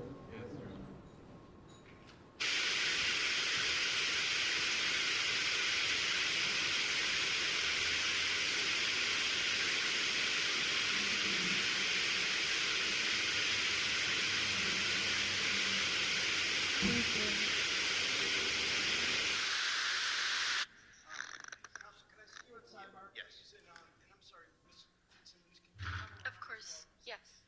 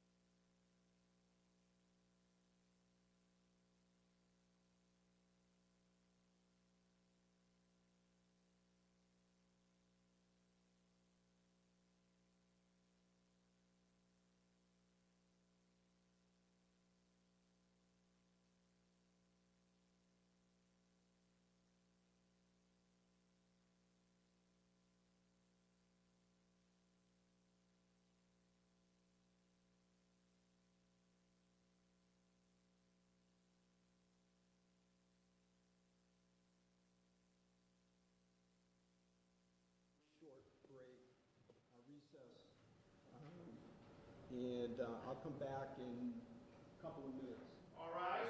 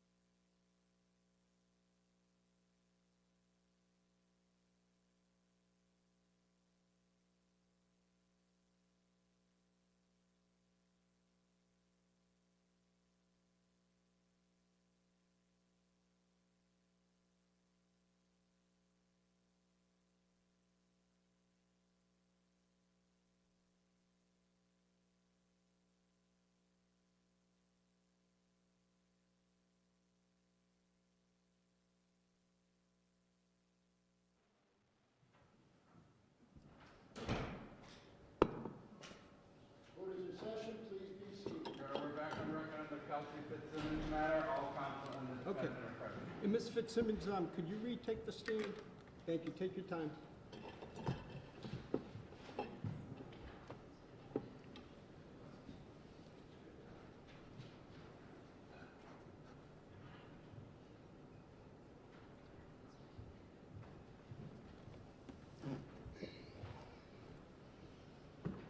Thank you. And just, again, pull yourself up to that mic. Yep. Thank you. Make yourself comfortable. May I proceed? Yes. Thank you. So, Ms. Fitzsimmons, the last discussion we were having was that you were arranging to meet Mr. Elaine at the North Andover Common, is that right? Yes. And did he call you about it when you were on your way to CPR training? He called me, I think I was putting Caden in his car seat. I missed it. And when I got on the road, I called him back. And what was the conversation about meeting up? It was quick. It was, Kelsey, I'm on my way to North Andover right now. My mom just gave me gas money. I'll meet you at the Common at 2. And I said, okay, I love you, bye. And the phone call had already hung up. Okay. And after that, you went to work? I went to work. With Caden? With Caden. And what was the schedule, what was on the schedule for today, for that day at work? It was a 1-hour CPR training, so it was gonna go to about 2 p.m. So it was 1 to 2? Yes. Did you get there on time? I think I got there a couple minutes early. What was the layout when you got there? Who was there? Where'd you go? What was the general kind of mood of you going there? So, I knew it was going to be held in the community room. I was told prior that's where it was going to be held. So, right when you walk through the officer's entrance of the police department, the community room is the first door on your right. So I just entered right through there. And you had your baby? I did. And it's fair to say this isn't a visit to the police department where you're in full uniform or anything, right? No, I was in a t-shirt. And that's because you're going to be training, working on, those rubber dummies that you train for CPR with, right? Yes. Okay. Who met you when you got to the police department? Who was there? Detective Gordon was conducting the training. I'm sorry, did you say Gordon with a G? Gordon, yeah, Gordon. Thank you. And you saw him? Yes, he was conducting the CPR training. Did you see any other friend and colleague officers around that time period? I saw Lieutenant Domenico as well. And did you have a chat with him? We didn't really talk because I was in the middle of the training. It was just we waved to each other when he was walking out of the door. What happened with Caden while you were doing the training? I asked Detective Gordon if he wanted to hold him because I figured he hasn't held a baby in a long time. So it's kind of funny seeing guys that haven't held a baby in a long time and they're like, but. Did he hold the baby? He did, yeah. Okay. And is he someone that you trust to hold your baby? Absolutely, yes. Do you let just anybody hold your baby? No, Detective Gordon was my drill instructor for my 6-month police academy. So I knew him more because of that. I saw him every day for 6 months. You trusted him? Yeah. And how did the training go? It went fine. Normal. Passed. How long did it take? It takes about an hour. What time did you finish? I think it was around 2 p.m. Who else did you see while you were at the station? Just Lieutenant Domenico. I was supposed to pick up my radio from an administration office upstairs. And I had texted the person that was giving me the radio and said, I'm just going to grab it tomorrow because I was more focused on go to the park. So it's I can just drive to the station tomorrow and grab my radio. Were you, quote unquote, on the schedule? Yes. Start soon? Yes. And what was the schedule when you were going to start? I was going on to the day shift, which is 8 to 4 p.m., and I was supposed to start on July 4th. You left the police station at about what time? Detective Gordon walked me to my car. I probably pulled out around 2:05. Where'd you go? I drove down Osgood Street to the Common. Who's this guy, Hunter Hassan? That was one of Justin and I's mutual friends that lives in the town of North Andover. Did you go by his house?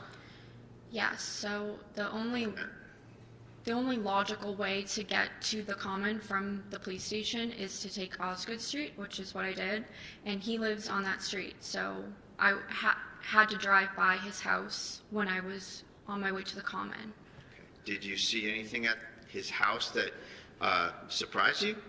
Yes. What did you see? When I drove by, I saw Justin's truck, and at first I thought nothing of it. I thought maybe he got into town before I got out of training and stopped in, like that would be normal.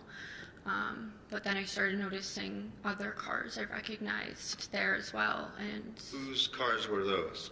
I saw my maid of honor's car, Katrina Caruso. I also saw people standing outside near his pool.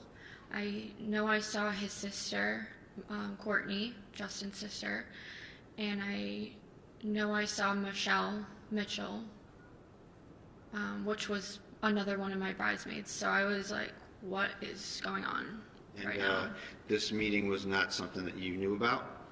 No, I was supposed to be meeting Justin, and Justin was at our mutual friend's house with people, and I just was so thrown off. I was confused. Did you actually see Justin as part of those people you saw around his pool? I drove by quick. I saw a group of people. I recognized the trucks and the people I did definitively see, yes. I know Justin was there. From the truck? Yeah, from his truck. Okay. So in terms of your confusion, are you wondering if he's there or if he got a ride to the Common or something like that? Why did you just stop there and say, hey, what are you doing? Well, because I was just driving by, and then I was like, well, that was weird. So I tried calling Justin, and then that's when it just communication stopped. No more, he was not answering my texts. He was not answering any more phone calls. I even went as far to text his friend Hunter and say, what is going on right now? And am I allowed to say what Hunter said back to me? So did he respond to you? He did, yes. Did it affect your state of mind about what was going on? No, it confused me even more because he said, oh, everyone's just meeting up for people who forgot things at the house from the bachelorette party that happened a couple of days prior. He said everyone was meeting there to pick up things that they forgot. And I was like, meeting in North Andover. And I was trying to make sense of it, and I was like... Did that add to your confusion? Yeah, because I was like, this person lives... Sorry. Yarn, do you have a question? Yeah, I just, so who said this and how? I didn't catch. So I had texted when Justin had stopped answering me. Yeah. I texted his friend whose house he was at, and I knew he was there because I had to drive by from... This is Hunter? This is Okay, Hunter, all right. yes. Now I get it. Okay, yes. So I texted Hunter, and he told me everybody was meeting there to get things that they left at the bachelorette party. And it's like, that's, in my mind, that made me even more confused and didn't make sense because everybody lives here, there, why meet in North Andover? Let me stop you right there.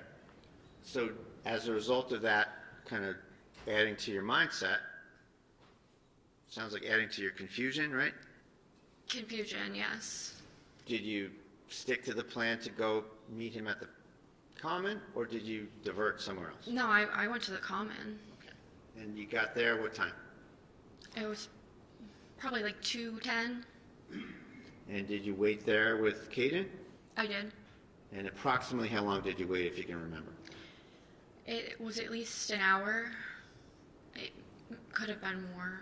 Did you ever show up? He never showed up. What time, did you make a decision to get out of there at some point? Yeah, well, I was receiving other phone calls, which were adding to my confusion. Not what was said, but from whom? They were from Michelle. Okay. And she was the woman who testified here yesterday, right? Yes. And she indicated that she was trying to meet up with you, and you were... To get coffee. And you were trying to focus on I said, meeting with Justin. Trying to meet Justin. Okay. Like, I love you, I'll call you later. Trying to meet my fiance at the park. To Michelle, you said that? Yes. Okay. Did you go home after that? Yes. What time did you go home? It was at least an hour after 2 p.m., so sometime around maybe 3:30, because I know I was waiting a while at the park. Caden's bottle had run out of milk, or formula, I had to go home. Now, as you sat here for the last couple of days, you've heard a lot of business about where you parked your car. Do you remember that? Yes. So you didn't park in your driveway, right? No. And you're adjacent to a school at 125 Phillips Brooks Road, right? My neighbor to my right is And school. I should say for the record, your home is 125 Phillips Brooks Road. That's my home. Single-family house in North Andover, right next to what school? The Atkinson Elementary School. And there's a big parking lot next to your fence line? Yes. All right. And when you came back from the common, you parked in there. Yes. Why did you park in there? Because I didn't know what was going on. I knew something was going on. I first have my fiance just not showing up to meet me and not talking to me anymore. And then somebody that doesn't know I saw them trying to call me, and they're trying to meet up with me. I'm trying to meet up with Justin. And a bunch of other people were there that didn't make sense, and I thought they were going to come to my house or something, so I didn't want anyone to know I was home. So I just parked at the school. Okay. Did this have anything to do with the North Andover Police Department? It had nothing to do with the North Andover Police Department. So you parked at the school, and as a young new mom, you probably had a lot of stuff you had to carry. I had his diaper bag, I had him in his little carrier, and I think I had my phone in my hand and my house keys. And you walked around and you went to your door? Yeah, it was genuinely a 60-second walk to my car to my house. Sure. From my car to my house. And you went into that porch door that we've seen on the video here. Yeah, my front door, it leads to a porch. And then you got up on the porch and you make a left into another door into the house, right? Yep. Okay. What happened when you first got home? What did you do? I made Kaden a bottle. I called my mom. I asked my mom if she would come over because it was like, what do I do? Like, what's going on? So you wanted some support from mom? Yeah, so like advice. My mom's my best friend. I knew she'd come over and maybe like have a different. Figure this out. Yeah. Sorry, I'll withdraw that, Judge. I'm just trying to move on. What was your? Mr. Brado, I'm sorry. I assume the objection is for leading? Repeatedly, yes. Okay. All right, yeah, if you could just stay away from leading, thank you. What was your state of mind about having mom come over? I was sad. I was really confused. And I wanted her advice. How far away does your mother live? She lives in Methuen, so her house is about 7 to 8 minutes away, but I think she was on her way home from work at the time, and she has to drive right by my house, or my old house. How was Caden at the common and getting home? How was he behaving in terms of fussiness, or was he okay, or sleeping, or quiet, or what? I ran out of his bottle while at the common. I thought I'd brought enough. I think if my if our plans played out, I would have had enough for taking a walk in the common. But because I was waiting for so long, I ran out of his bottle and he started crying. I drove right home. And then at home, you made another bottle and started to give him the bottle? Yes, beat him. Okay. What time did your mother get there? Approximately. Like maybe 5 to 10 minutes after I got home. And you did you visit with your mom for a while and consult with her on the situation? Yeah, we sat on my couch while I fed Kaden. She did some, my house was messy, so she was just trying to pick up around the house a little bit for me. And we were talking. Okay. And did she leave at some point? She did. When was that? Probably had her over for about an hour. So maybe 5 o'clock she left.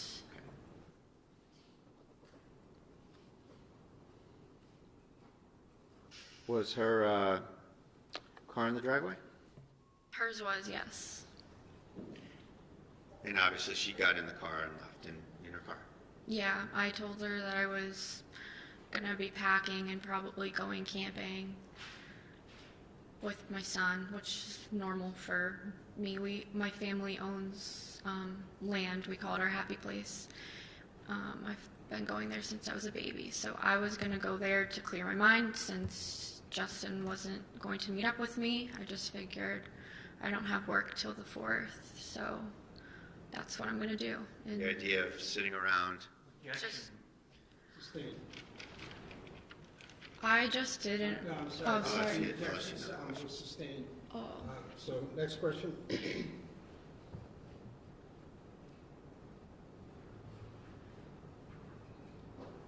Why did you want to go up to the land? To clear my mind, I've brought Kate in there 2 times before, and for a 4-month-old baby, he crushed it up there. He loved it. So I just thought, I texted Justin, I'm going to my land. He knows what that is. He proposed to me there. He knows I call it my happy place, and I told him I'll send you pictures when I get service, and I love you because there's not good service up there. And that was the last thing I ever said to Justin. When your mom pulled out of the driveway, did you get a visit from the North Andover police? I heard someone knocking on my front door when I walked up to the porch.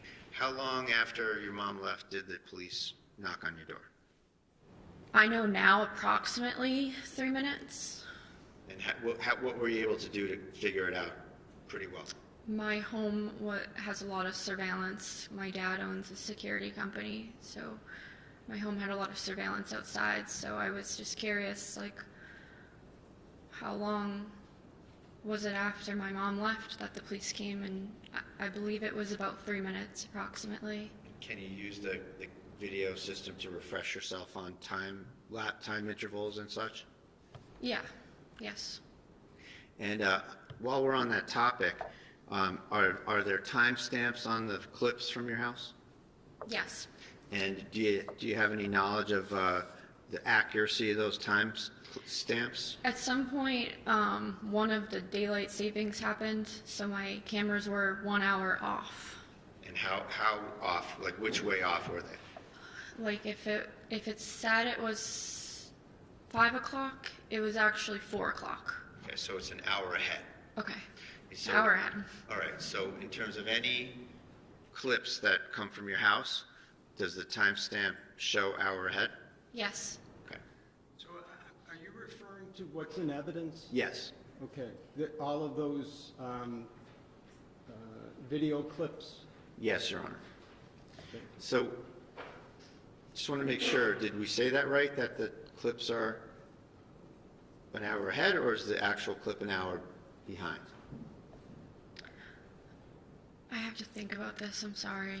It's okay, we can come back to it later. I do that all the time, that's okay. How long after your mother left did you hear a knock on the door? Like 3 to 5 minutes. Where were you when you heard the knock? I was sitting on the couch feeding Kaden in my living room. What did you do when you heard the knock? I put the bottle on the coffee table. I got up with Kaden in my arms, and I opened up the door. You walked out on the porch and I walked out on the porch. So there's like 2 doors. My front door leads to a porched-in area. Walked out onto the porch and opened up the front door for 3 police officers. And who were they? It was Lieutenant Daly, Officer Noonan, and Officer Houston. And Lieutenant, let's just go through each of them real quick for a second. Okay. Lieutenant Daly, you talked about in terms of training and hiring and all that, right? Yes. And what about Officer Noonan? What was your relationship at the time with Officer Noonan? He had transferred after I had already started. We were on the same shift for a brief time. On one of our shifts, there was a really horrible call. So we'll get to that, but just Okay. generally in terms of your relationship. That's just like how our relationship kind of even started. That's why I brought it up. That's how we became like texting each other and kind of more than just like, you're just my coworker and I never talked to you, to we've had conversations and talked about personal things. Did you think well of him? Yes, And to your knowledge, did he think well of you? I think so. So now you mentioned a particular call. Yes. And just so we don't have to dwell all over it, it's a call that involves a murder, suicide, and the murder victim is a young baby, right? Yes. And when was that call? It was in August of 2024. Was that response just you and him? I believe I was the first officer in with Officer Cuevas, and then Officer Noonan came. It was like pretty much when something like that comes over the radio, everybody starts heading there. But the call was in my sector, so the sector I was assigned to that night. So I was the closest with Officer Cuevas. So we walked in together. And just to encapsulate it, the call involved administering first aid, and it was a difficult call. Yeah. And that's kind of the source of when you sort of broke the ice with Officer Noonan? Yeah, we stood outside of the scene for a long time, all of us, everybody who was on that call, and we talked, and then the chief had asked us to, we were like out of commission for the night. Other officers came in and filled in for us, and we had like a meeting debrief in the chief's office. He had pizza delivered. Okay. And just in general, fast forwarding all the way to June 30th of 25, did you ever have any problems or issues with Officer Noonan? No. Did he ever, to your knowledge, did he ever have any problems or issues with you? No. So there's Noonan. And then who's the third officer there? Officer Houston. And we saw him testify here as well today, yesterday, right? Yes. And what was your relationship with Officer Noonan? Noonan or Houston? I'm sorry, Houston, thank you. I was closer with Houston, probably out of the 3 of the people that were at my house that day. Houston and I were friends. He came to my engagement party. He was invited to my wedding. We have the same type of dog. I think they've met before. The dogs, I mean. Yeah. He was a work friend. He was a work outside friend. Yeah. So these 3 come to the door. What are the circumstances of how they come in the house? Did you let them in, or how did that happen? I opened the door, and Lieutenant Daly immediately put his foot on my front porch, and we didn't just come in, and I was like, okay, all right. I didn't hear that one. When I opened the door, Lieutenant Daly put his foot into my porch, and they just said, we need to come in, and I said, okay. And then did you turn around and you and Kaden walked back in the house and they followed you? Yes. So what happened when the four of you, five of you, got into the living room area? They asked me, Lieutenant Daly asked me to put Caden down in his car seat. They've referred to it as like a rocker, does rock, but it was his car seat. And I was in the middle of feeding him, so when I put him down, he was obviously crying, and I was like, whatever this is, I'm gonna hold my son, because they had a folder. I knew they were gonna give me something. At that moment, Yeah. did you have any idea what was going on?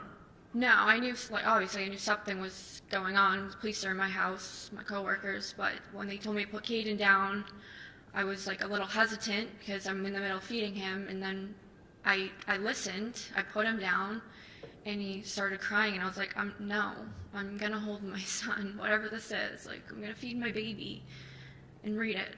So I picked Caden back up, and I had him on my lap while I opened the envelope, and that's when Lieutenant Daly said, Justin filed a restraining order against you. Okay, so you're trying to read it, and he's talking to you, and the baby's crying? Nope, baby you're isn't feeding crying him. anymore. I picked him up, and I'm feeding him. What did Daly say to you about the situation? I asked a lot of questions, like why? I was supposed to meet him at the park, like a couple hours ago. I'm confused. He said he didn't know anything, and I said, do you have the affidavit so I can read what I'm being accused of? And they didn't, and they said they didn't know the details. And he said that Caden was on it as well, and Did that affect your state of mind? yes. How so?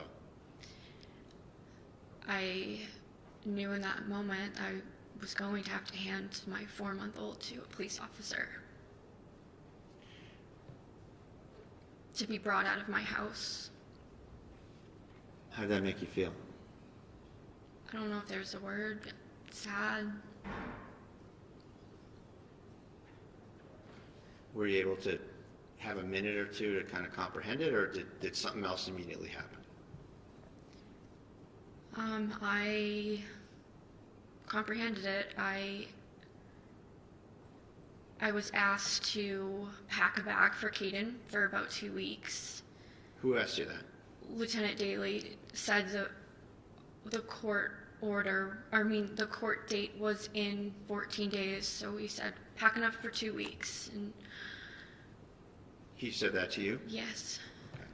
So you didn't take it upon yourself to want to do that? No, they told me that I needed to pack a bag for Caden because he was going to go be with Justin for at least the 2 weeks till the next court date. Who was there when that was when that came up? That was when the 3 of them we were all in my living room. Did Houston or Noonan say anything at this point? No. I knew if I put Caden back in his car seat, he was going to cry. He loves being held. So the plan at that point was to go get some stuff? Yes. So you had to put Caden somewhere?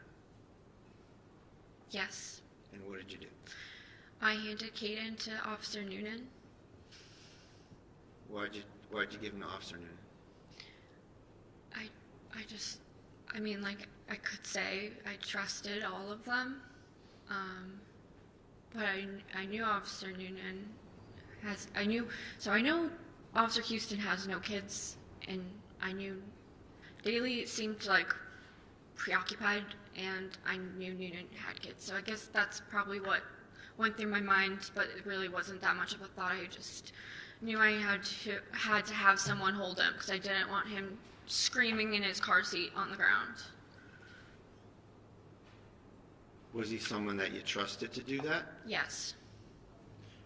What happened when you handed your baby to Officer Noonan? He took Caden from my arms. And what about the bottle? What happened with the bottle? He took the bottle as well. And what did he do with respect to the bottle and Caden? He was trying to feed him.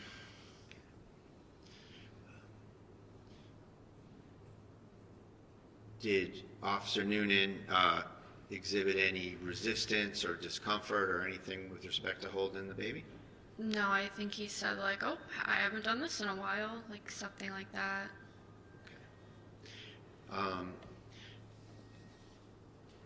What was your intention at that point to do? I had to pack his bags.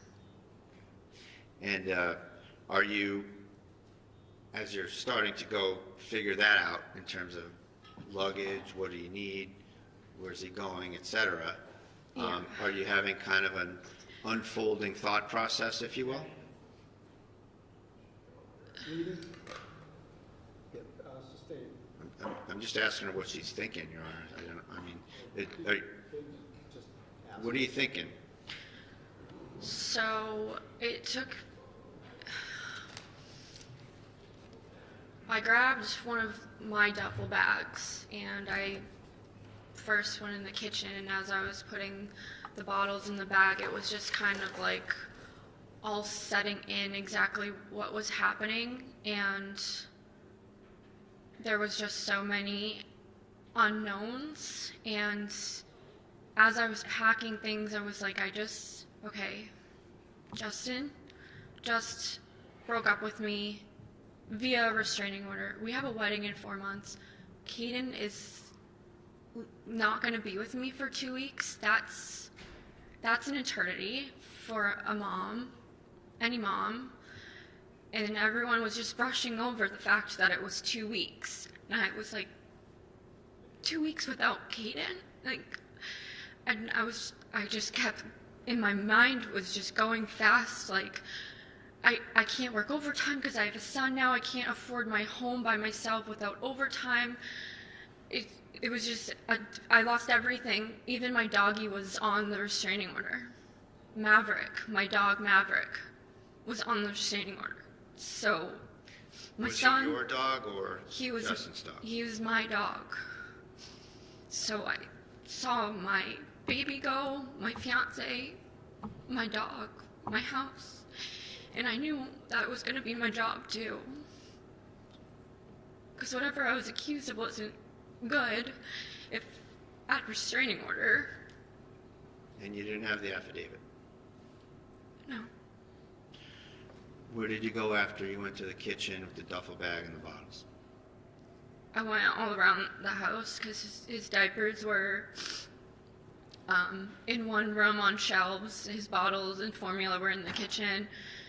His toys were in the living room, and his books and stuff were upstairs with his clothes.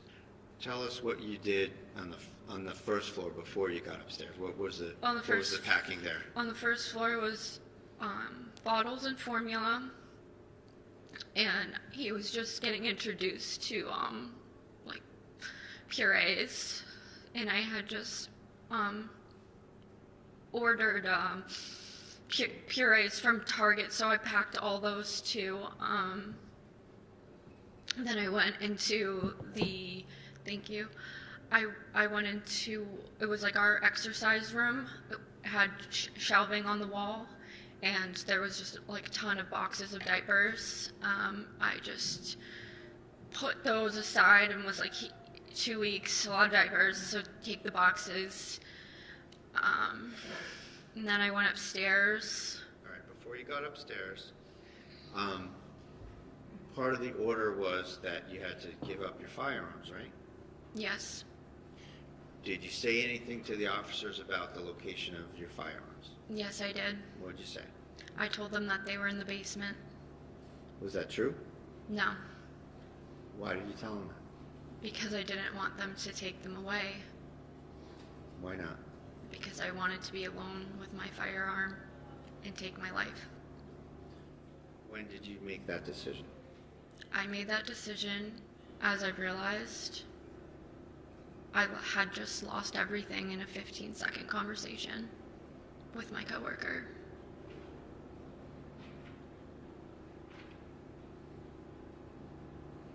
Where were your firearms? They were upstairs in a green safe. In your bedroom? in my bedroom.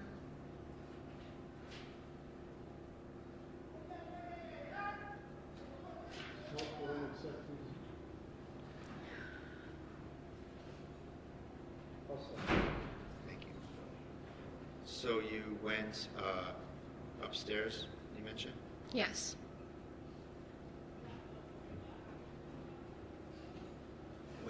What was your state of mind at that point, whether or not Justin was coming over or not? I didn't think Justin was coming over. I knew that Caden was going to Justin, but I would never think Justin was coming over. Why not? That's just not like normal practice to put a plaintiff and defendant in the same room intentionally. Usually you're doing the opposite as police officers, so I didn't think Justin was in the house. And the opposite being what? What's the opposite of what they did here? They let Justin in my house. So what's the normal procedure? Normal procedure is to separate people. It's like the first thing you do on any call where there's any sort of argument. You separate. Now, you've served restraining orders, you mentioned, right? Yes. Is there a provision in those orders for accessing property? I don't know about specific provisions. I can tell you like what I've done before on a call where there was a restraining order involved. I don't know if it's a provision or not, though. Okay, we'll move on from there. Okay. So you were going to go upstairs, Yes. and you had made that awful decision already? Yes. What was your state of mind about whether or not you wanted to involve any police officers in that? I didn't want to involve anybody. I was trying to get everybody away from me. Why didn't you want to involve any police officers in that? These police officers in particular? 'Cause I wanted to be alone so I could kill myself. I decided that I was going to take my own life. I didn't want to involve anybody else in that. I'll just...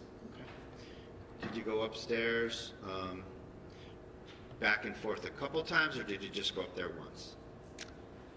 I think I went up I think I went up at least twice. The second time I went up, I was up there for a while. Do you remember who accompanied you on each of these trips? It was Officer Houston and Officer Noonan. Was that the first time or the second time? That was the second time. And was there a visit upstairs before that? Houston and Noonan visit? Yeah, I was trying to hand them things so they would go away. Where did that happen? That happened upstairs. So I was first in the room. You walk up, there's a landing.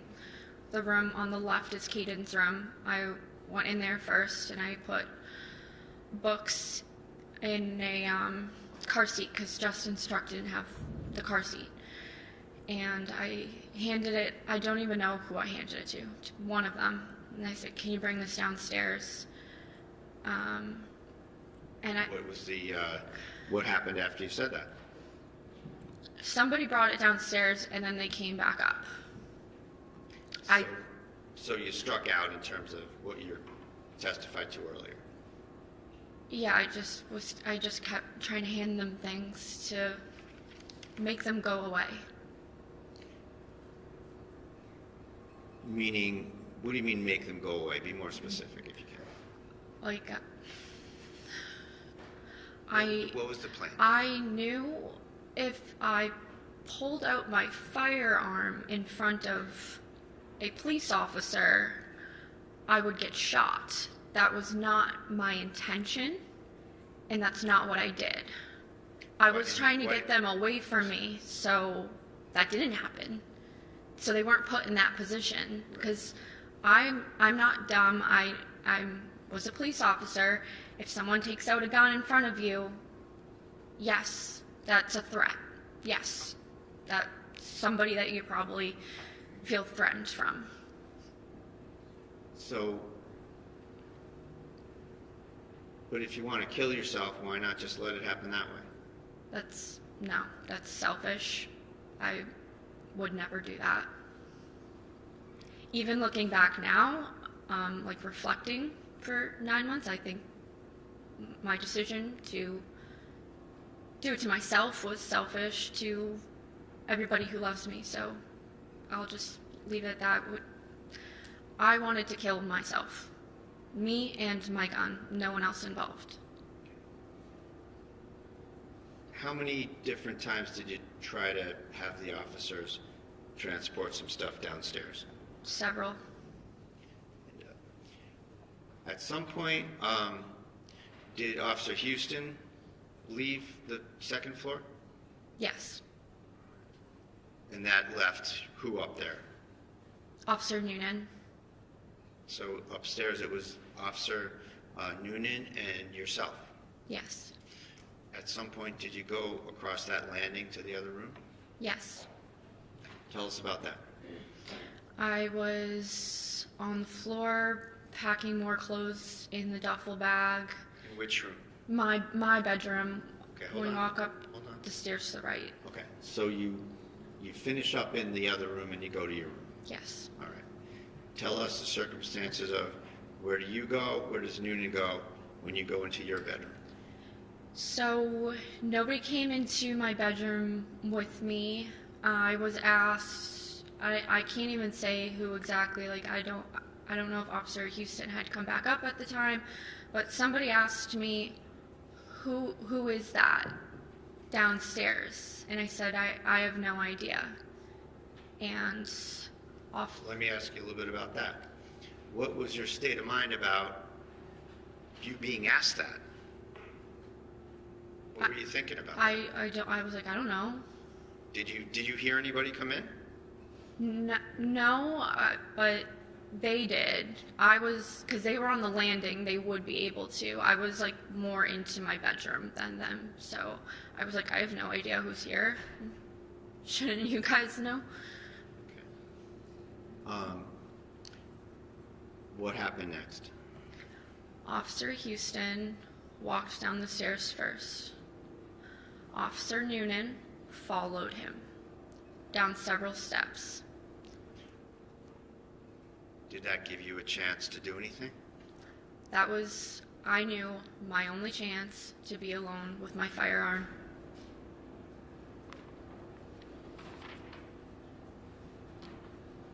Show you Exhibit 51.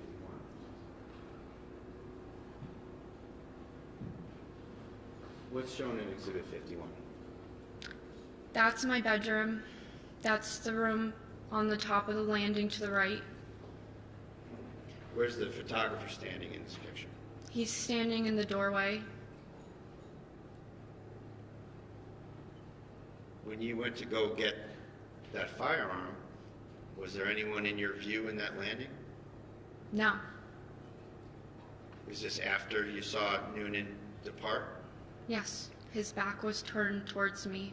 He was following Officer Houston downstairs. Did he stay that way, or did he disappear from that scene? Well, he must have turned around at some point and walked back up the stairs because... You know how when you're near somebody that's going up and downstairs, you can hear going up and downstairs. Did you hear any particular number of steps? No, I'm certain I heard him and saw him walk down several steps. Okay. And how did that affect your state of mind at that very instant? I knew that was my moment. To do what? Kill myself. What did you do? So that shoebox was not on top of the green safe. At the time you were doing this? At the time, yeah. There was nothing on top of the safe. All right. And you're referring, for the record, there's a orange-lined box in the picture? Yeah, it looks like... Is that what you're talking about? It looks like a shoebox, yeah. Yes. Mr. Brad, can you just give me a moment to catch up? Sure. Absolutely.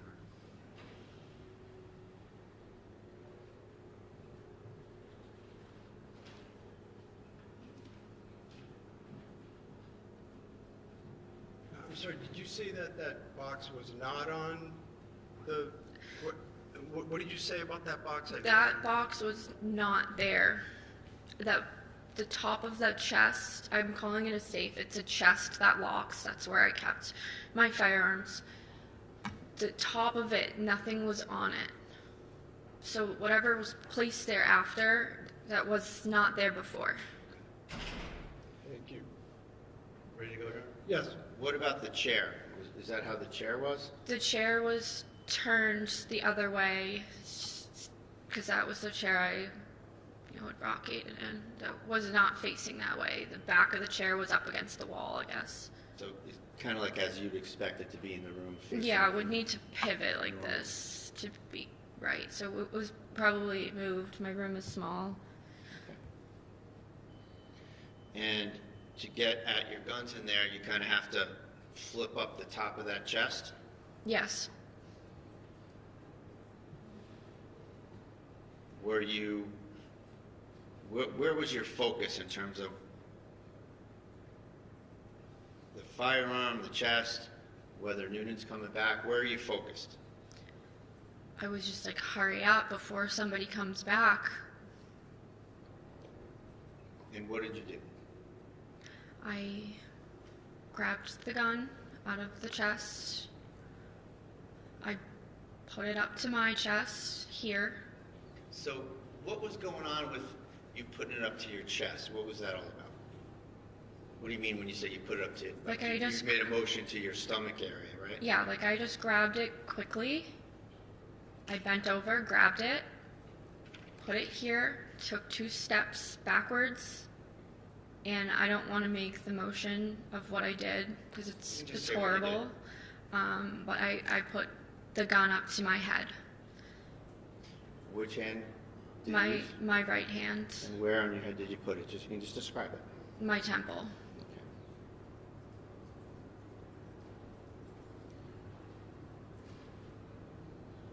Was Noonan in the door frame by now? Not yet. He had just walked in, like when I pulled the trigger on myself, with the gun pointing towards my head. What happened when you pulled the trigger?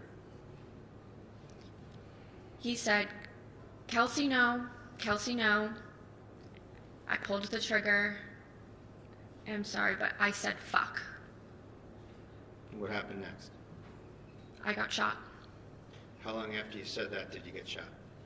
I don't even think I got to the K in the word before I was shot. What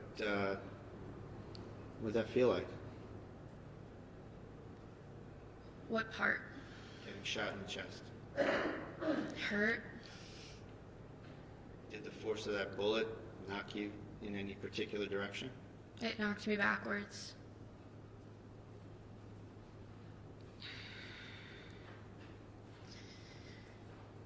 Do you recall what happened with your firearm? I got moved. It was Well, on. before I'm sorry, Okay. a better question. I'll ask you a better question. Okay. Right at that point, as you're shot and you're flying back or falling back, or whatever you want to call it, can you remember what happened with your firearm? It fell out of my hands. It was to my head, and it fell out of my hand. And I fell on the ground, and the firearm fell on the ground. A couple of questions before we move on. At any point when you were doing that, when you had the firearm up to your head, was Noonan present during the time you raised the firearm to your head? Like when I motioned up to my head with it? Correct. No, he was not in the room. Nobody was in the room. When Noonan came into your view, where was the gun pointed? The gun was pointed at my temple. At any point, did you move the muzzle of that gun No. towards Noonan? No, never. Did you move it anywhere? No. Never. Did you ever intend to harm Noonan? Never.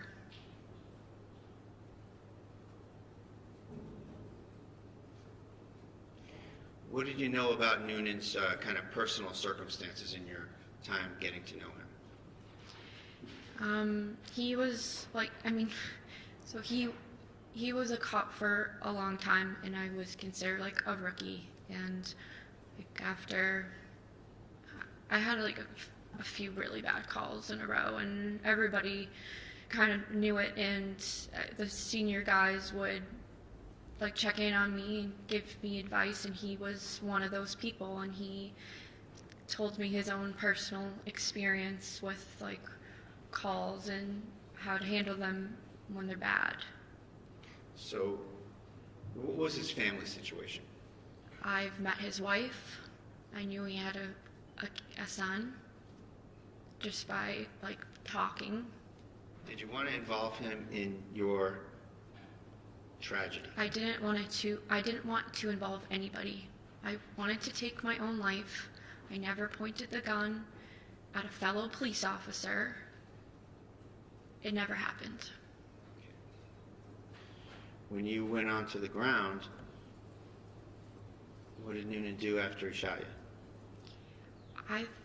I thought he walked away, and Lieutenant Daly came over to me, and then I think Noonan walked back over to me, and like I couldn't say anything, really, but I couldn't breathe, and I think I was just like, why did you do that? I'm like, it hurts, and then I just wasn't able. Say that? I said, why? Like, why? And he was holding my hand. Officer Noonan was holding my hand. And I said, why? I was so confused. Why? Where was Daly? Daly was there. What was he doing? He was on the radio. I don't know what he said exactly on the radio. I'm assuming, like... So, you get shot, and you got shot in the chest, right? Yeah. Lower chest. After being shot, how did that affect your ability, I sound like a lawyer, but how did that affect your ability to perceive things and recollect things? I went into, like, a huge adrenaline shock. It didn't feel like normal pain. It almost felt like absent pain, but it felt like my entire body was burning, and I was completely alert, completely awake the whole time.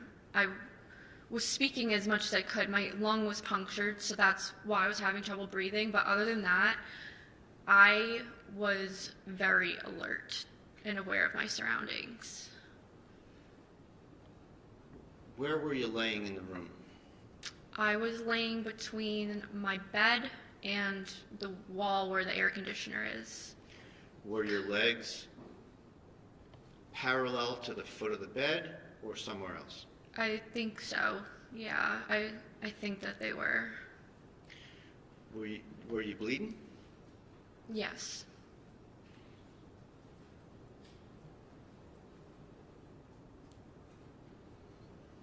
Is that the way you wanted this to happen? No.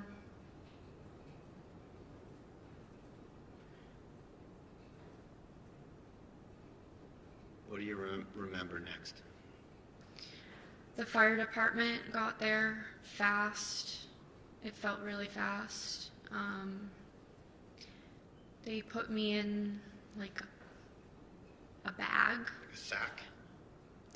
And like they were all tall guys, and I knew that my ceiling, you would bump your head if you're over like 5'10". So when they were carrying me down, I said, watch your heads.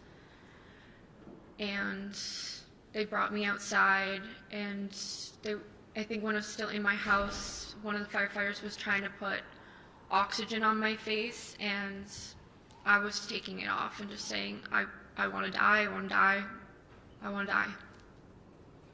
Did you make any apologies at any point? I think I said, I'm sorry, I tried to kill myself, I want to die.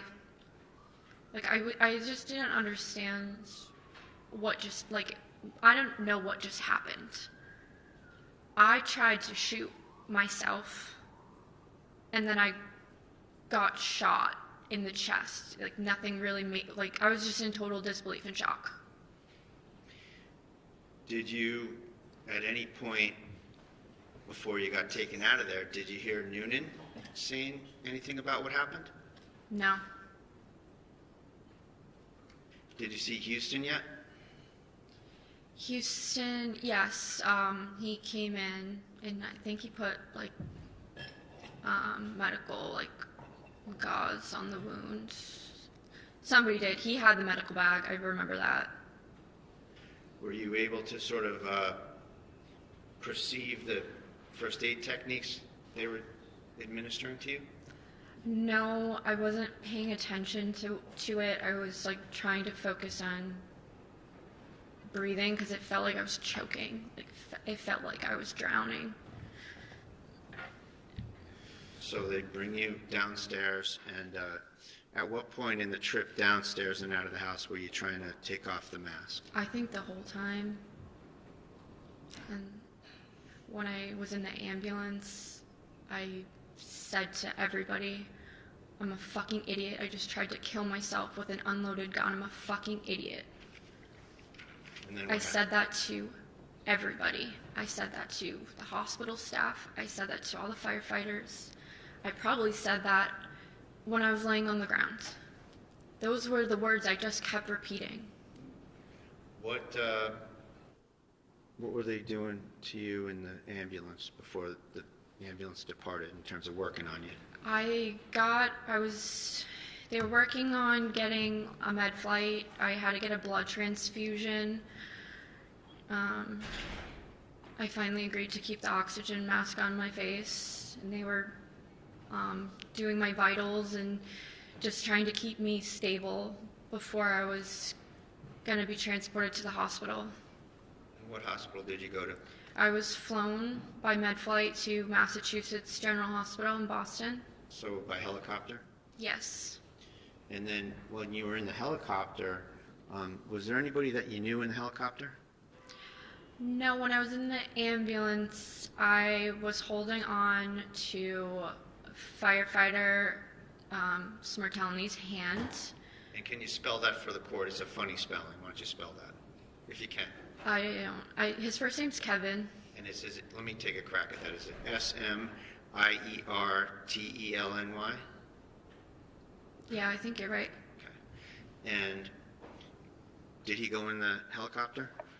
No, he was holding my hand the whole time I was in the ambulance and comforting me, and I asked if he could go in the helicopter. I didn't want to let go of his hand. I asked, can you come in the helicopter with me? And he said, I can't, no one can. Okay. So you get in the helicopter, you're getting transported to Mass General, is it? Yes. Now, was there another problem with the oxygen in the helicopter? It either like ran out or it shut off, and when you're in a med flight, you're laying down and there's a person flying the helicopter next to you, and I just like tapped him and like gestured. It felt like I was drowning again. Felt like I was choking I couldn't get a breath. So I just told him, I couldn't talk, but I gestured to the oxygen that was above me. It wasn't working. I think they had switched the tank or something, or turned it back on. Something happened, but my oxygen got shut off in the helicopter, and they had to fix it. Was that indicative of maybe some kind of a change of heart about whether you wanted to die? Yeah, I think so. It's hard to say in those exact moments because it took a lot of healing from the moment I decided to make a suicide attempt to now to be healed mentally. So I don't know what my exact thoughts were in that moment, but I know when I got to the hospital, I said, I'm a fucking idiot. I tried to kill myself with an unloaded gun. How could I be so stupid? What was the length of time that you were at Mass General? Like the length from when I was admitted to discharge, it was 53 days. And how many operations have you had? I've had 5. And what were the kind of the main issues that the... Objection to the relevance at this point. Relevance? Just the circumstances, Your Honor, of what happened to her. Sustained. May I have a moment, please, Your Honor? Yes. Take your time.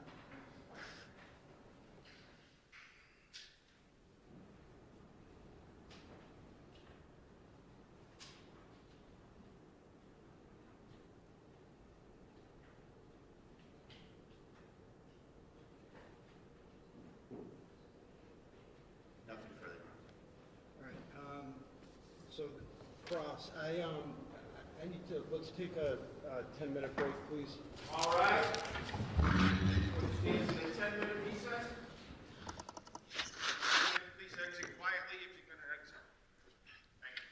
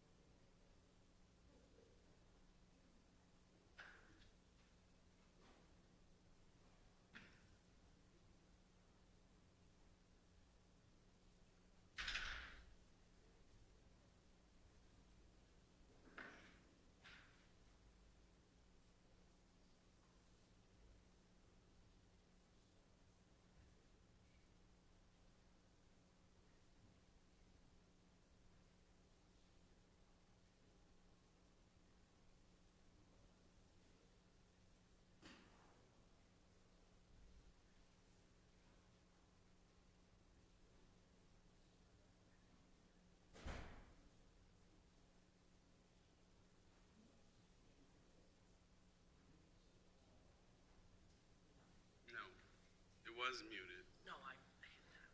Yeah. Okay. Monday and Tuesday.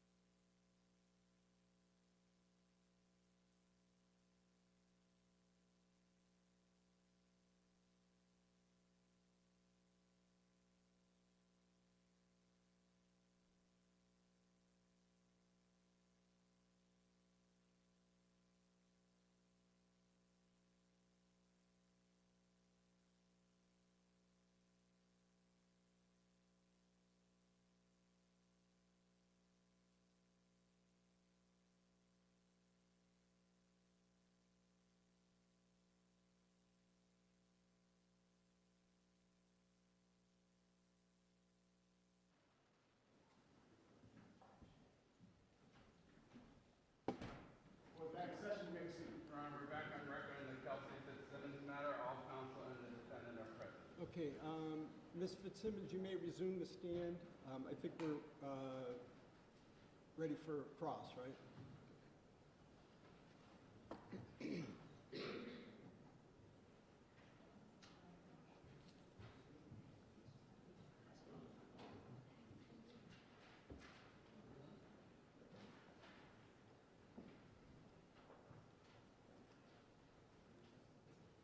Yes. You know as your time as a police officer that domestic calls are the most dangerous. True? Yeah, that could be true. You could be, well, they're the most dangerous, right? That's where, Yeah, I go into every call thinking it could be dangerous, but I guess domestics are. If that's a fact, then yeah, sure. okay. Can you just keep your voice up? Yes, sorry. That's okay. Sure, well, okay, we'll step back and we'll go with your point. Every call is dangerous, right? It could be. Sure. Well, you have to treat it that way. Yes. Right? Because you don't know what you're walking into. Yeah. Domestic calls, like we just talked about, can be especially dangerous because you're dealing with people who are sometimes highly emotional. Right. Okay? That's why you always separate when you get to a scene. And we'll get to that, okay? And I agree with you that you need to keep people apart. Right. You also need to... Excuse me one moment. Yeah, you're going to need to ask closer, cross closer to the mic. Okay. Thank you.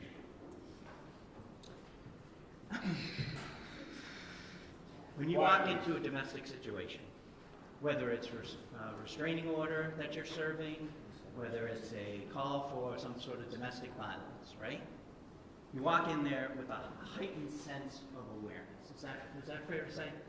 As a police officer, you always have a higher sense of awareness. Okay. But domestics are kind of a different animal sometimes, right? Yeah, I guess so. Okay. And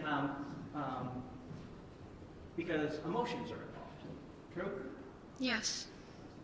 And sometimes the opposite of love isn't hate, it's anger, and things can go in 9 different directions in a minute. Is that fair to say? Sure. When you're dealing with someone who you know has a mental health past, it can be even more volatile, correct? Volatile. Yes. I wouldn't use that word as it pertains to mental health, sir, respectfully. There is as a police officer, there is a heightened sense of awareness, right? You're taking all the information in. In every call, yes, Sure. yeah. Well, domestic violence call in particular. You don't agree with me? No, I do. I agree with you on every call. A heightened sense of awareness is key to being a police officer. So domestic, car accident, anything. We go to work in a bulletproof vest. Exactly, that's my point. Yeah, we have to. When you go to a domestic call, you try to separate people, right? Yes. Because if they come together or you can see each other sometimes, bad things can happen. Right? Yes. And so when you walk into a domestic violence situation, or any situation, right? Your first order of business is to keep everybody safe. Fair to say? Yes. The people who called, right? Yes. Yourself. Yes. If you have a partner, your partner. Yep, the other officers, yep. If there are family members there, you want to keep them safe. True? Yes, police officer, your job is to keep everyone, including yourself, safe. If there are children, you want to keep them safe. Everybody. Okay. So, and if you think there are guns in the house, that is a particularly serious concern for you also, right? Yes. For your safety. Yes. For your partner's safety. Yes. For the children's safety. For everybody, right? For everybody. And you know that, correct? I know that. And so you know when you walk into a scene, when you think there may be some mental health issues, that there may be some weapons, that you don't take your eyes off anybody, correct? Yes. Okay. So you don't let someone walk into a room by themselves, right? You shouldn't, no. You should have, I think with Officer Houston, you should be in their pocket, right? I'm not familiar with that phrase. Did he say that? He did. Okay. Well, if you're not familiar, you should be right near him, right? Yes. Because at any point, someone could grab a weapon, true? True. Use a weapon. True. And especially when there's a heightened sense of volatility on some of these calls, right? Yes. And you know that as a police officer, correct? Yes. And that's just kind of common sense anyway, right? Yes. And you've been trained on that. Yes. And so you don't take your eyes off any of the parties, true? True. Right. You don't leave them alone. True. That's what you're trained to do, that's what you're supposed to do, and that's pretty much common sense of what you do. That's what you're supposed to do, yes. Right, okay. We agree on that. We do. Now, if there is you are a police officer, so you know other divisions of the forces, correct? Like SWAT. You understand what SWAT is, right? I was a very new police officer. I was only on for about 2 years. I'm not familiar with SWAT. I know a little bit. Okay, so we'll talk about what you know. Okay. SWAT is like a special weapons tactical team. Yeah, I know that. I don't know exactly what their job functions are or what they do. You do understand that they respond to highly volatile situations that are dangerous, true? Yes. Okay. If there is a weapon involved, somebody's barricaded, there's an active shooter, they respond. Correct? Yeah, they go to everything that's bad. Okay. Because they're highly trained to deal with those situations, true? True. Okay. They're the ones who see guns all the time, see violence all the time, and have to react to a weapon. True? True. Okay. Because not every call involves a weapon. Some of them are, like you said, car accidents. True? Every call is very different. Yeah. And so, but those guys are trained and picked because they deal with that stuff well. True? I don't know how they're picked or trained. I know nothing about their training or the process of becoming on SWAT. Okay, but you know to call them if something happens. That wouldn't be my job, but my supervisors. But yes, we can agree to that. Yes, Okay. they get called to bad things. I know this. They get called to bad things and have to deal with bad things. Yes. And you know that as a police officer, you need to qualify and get trained in order to do certain things. If you're on, like a domestic violence officer may have to be trained in domestic violence to be in a unit like that. True? Yeah, I mean, we didn't have that on my department, but I have heard of that on other departments. Like a domestic violence detective would probably be trained more in that sense. Right, so there's sometimes specialties Yes. that people focus on that Yeah. people are prepared to deal with better than other people. True? Yes.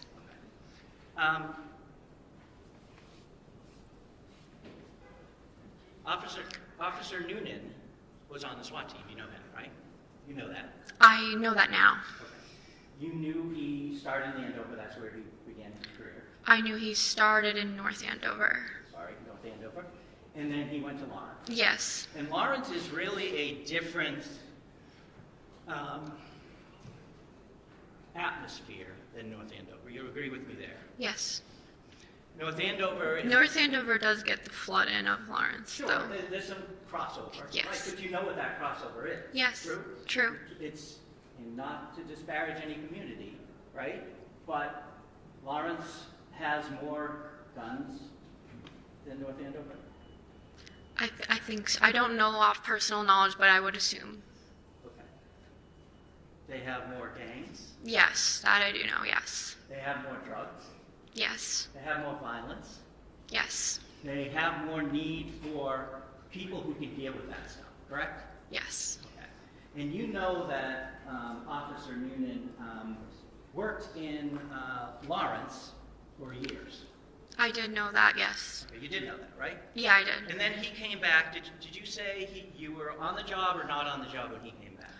I was already on the job when he came back. Okay. And you know he came back from Lawrence, right? And when he came back from Lawrence, it was really, he was the most experienced person on the force at this point, right? From what he had been through? I didn't know his experiences. Okay, you knew that he was... I honestly thought I looked at my lieutenants as that Well, for me. Officer Noonan, back when you were on the job, you looked up to him. Yeah, I looked up to all the senior officers that were willing to train me or give me any type of advice. Well, we're talking about Officer Noonan. He did that. Okay. So yes. Yeah, you looked up to him. You knew he was experienced, correct? Yes. You knew he was a by-the-book kind of guy, that he was going to teach you well. Yes. You went to him for that. I went to him for advice. Right. And you went to him for advice because you thought you knew what he was doing, right? He'd been through the ringer, and that's why you went to him, right? No, he told me, he reached out to me and told me that, you know, he's been on bad calls before, and this is how he handles it. Right. And you appreciated that. I did. Okay. And it seemed like that was true with the advice he was giving you. Yes, yes. A gentleman about it. Right? Yes. Okay.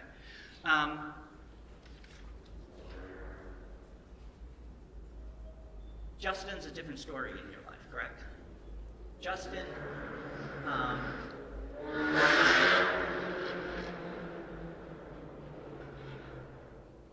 on June 30th, you had said that what was happening was a surprise. I don't know if you used those words, but the demeanor you gave off was this came out of the blue, right?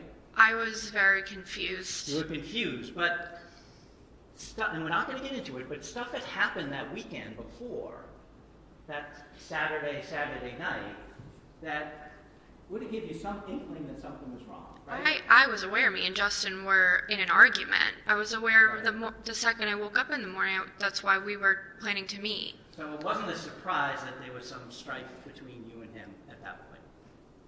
No, I knew that. I'm saying I was more surprised about being ditched at the Common and the police involvement. Those were Well, the police had come to your house on that Sunday to check in on you, correct? I got accused of. I'm not asking what you were accused of. They came to see if I was okay. They thought I was in a car accident. I was never in a car accident. Okay. But they came to you because they were concerned about you, right? They thought I was in a car accident. Okay. And on the Monday... Somebody told them that. On the Monday... Well, okay, we'll get back to that. Okay. Okay. On the Monday, you were surprised by this order, correct? Yes, I was surprised by the order. And you say that you have no idea why this has happened. Right. You eventually think that you're, well, you know Katie's going to be taken away from you for a short period of time, right? You say short, and that's fine. But he was 4 months old, and it was 14 days. That's an eternity for me. I grant you that. Okay. I grant you that. Thank you. That is a significant amount of time for any parent. True? Yeah, it's Okay? true. So I'm sure that was devastating to you, right? Yes, yes. And it was Justin who was doing that to you, right? It wasn't the police.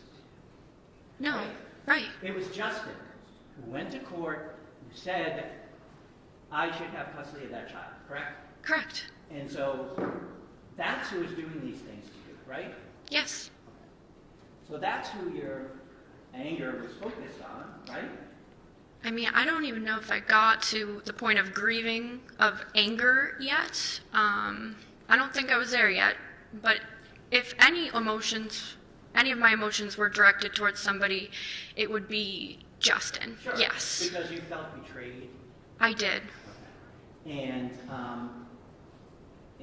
you knew he was going to get Kaden. I knew that I had to give Caden to the police, for the police to give Caden to Justin. You know the police don't take custody of children, right? I don't know that. Well, as your time as a police officer, have you ever actually taken custody of a child and left? I have. So you're telling this court, you're telling the judge, that if there is not a family member to take a child because something happens, that you actually take the child and leave? You don't call DCF? Well, you always file a 51A after the fact. And then they come to the home and they take it, right? So I guess the call I went on was different. I did end up taking the juvenile in my police car. I drove her to the police station where she met with family members. Okay, so how old was this person? She was maybe 12. Okay, well, we're talking about infants, right? You wouldn't transport an infant. No, I guess. So, Counsel's testifying about facts that are not evidence and not proven. They're sort of being suggested as if they're gospel, which might mislead the witness. Okay. So overruled, but Mr. Gubitosi, can you just allow Ms. Fitzsimmons to complete her answer? And like all witnesses, I don't want you folks speaking over one another. of course. Thank you. So you agree with me that DCF would typically come and get an infant, right? Yes, I've never personally had a call with. Well, okay, let's just talk about your career. You said you... I think so. I can't tell you for sure. Well, let's just talk about your career. When did you graduate the academy? May of 2024? Yes. Okay, and you went out on leave on when? I went light duty while I was pregnant. I was about 20 weeks pregnant when the duty belt didn't clip anymore. Okay, so, but you went out on February 16th. That was Caden's birthday, right? So that's your official leave? Yeah, that's my official leave. Okay, so 20 weeks, and he was, so you do the math for me. How many months were you actually on the road? Okay, let's see.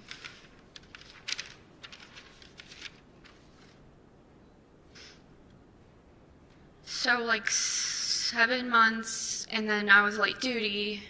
So I graduated the police academy in May of 2024, and I went out on maternity leave February 16th of 2025.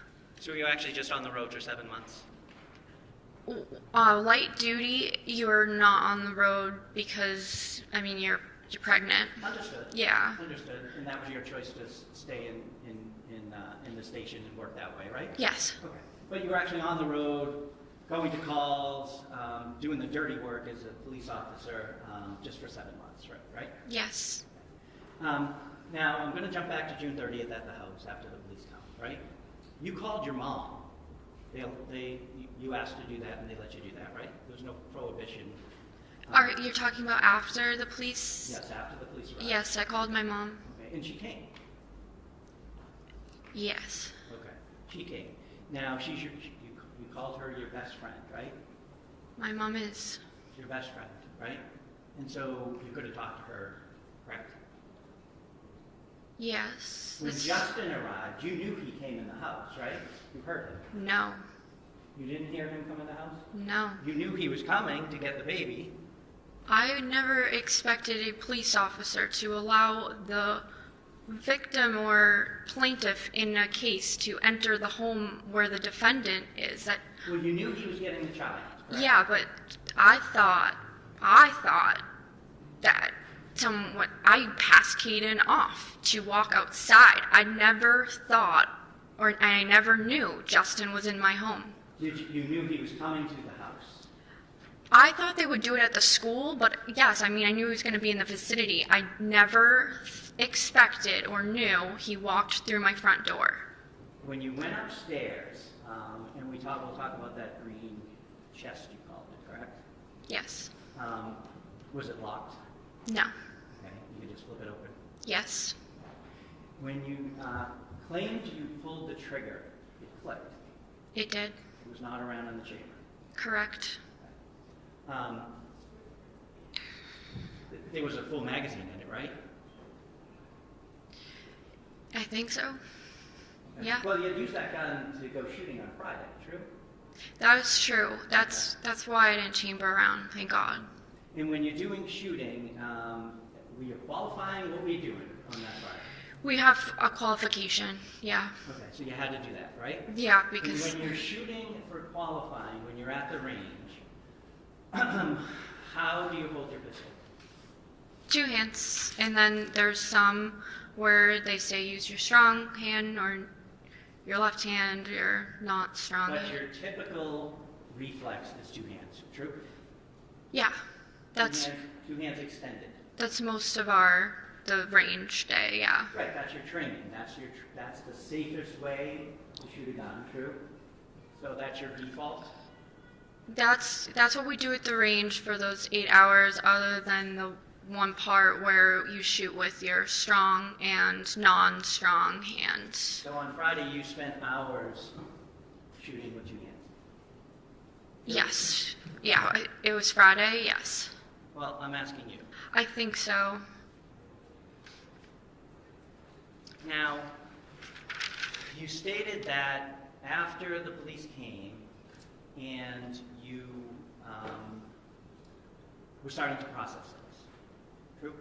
Yes. And it took a bit for you to process things, about your life unraveling, if you will, true? Yeah, as I was packing things, it just started to hit me, like, this is going, this is going, this is going. Just, as I was walking around the house, I just was like... All those things are going, and it's all because of what Justin did. Yes. Thank you. I have nothing else, Judge. Redirect? No redirect, Your Honor. Thank you. Okay. All right, you may step down. Thank you. Thank you, Your Honor. And the defense, you can call your next witness.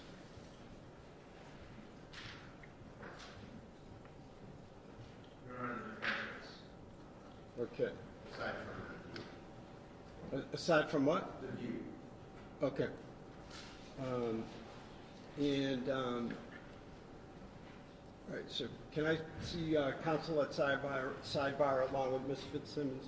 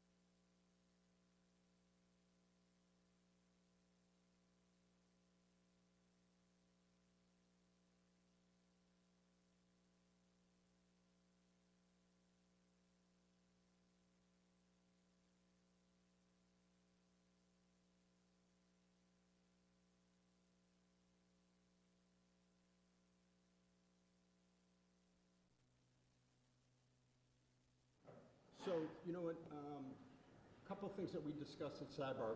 First,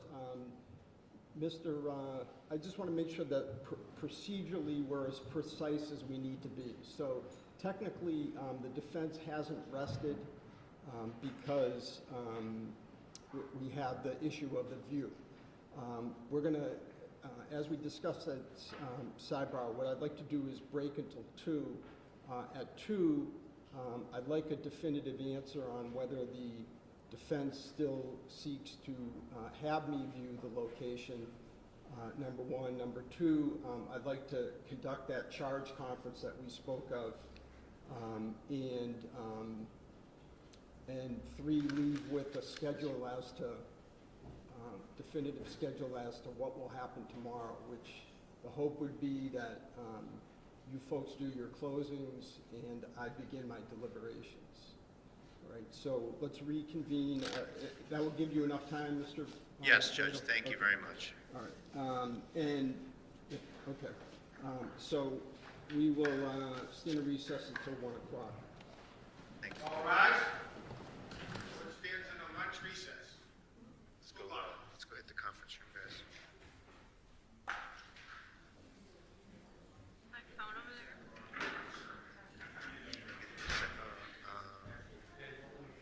It's right here.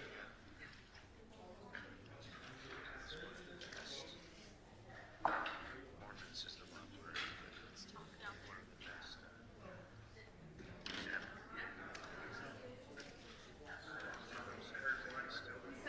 I know what he said.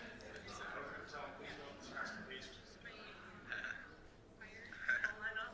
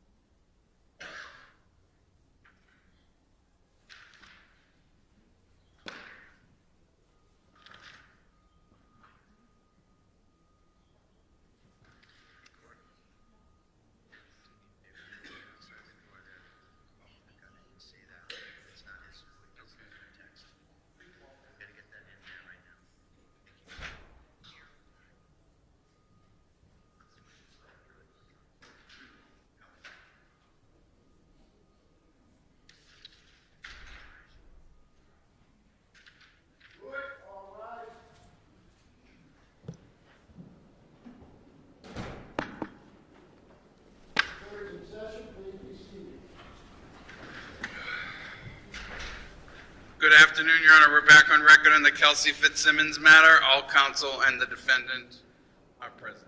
Okay. All right. So I guess let's start with the view. Mr. Bradel, is the defense still seeking a view?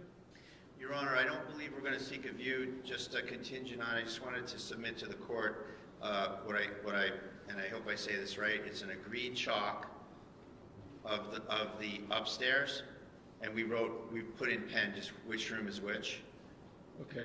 And we were going to just submit that as a chalk, Your Honor. Okay. So as a chalk. So. And I believe it's agreed. In other words, Jesus, man, I'm tongue-tied. Is what you're saying that I shouldn't take these measurements for the truth or something? What is?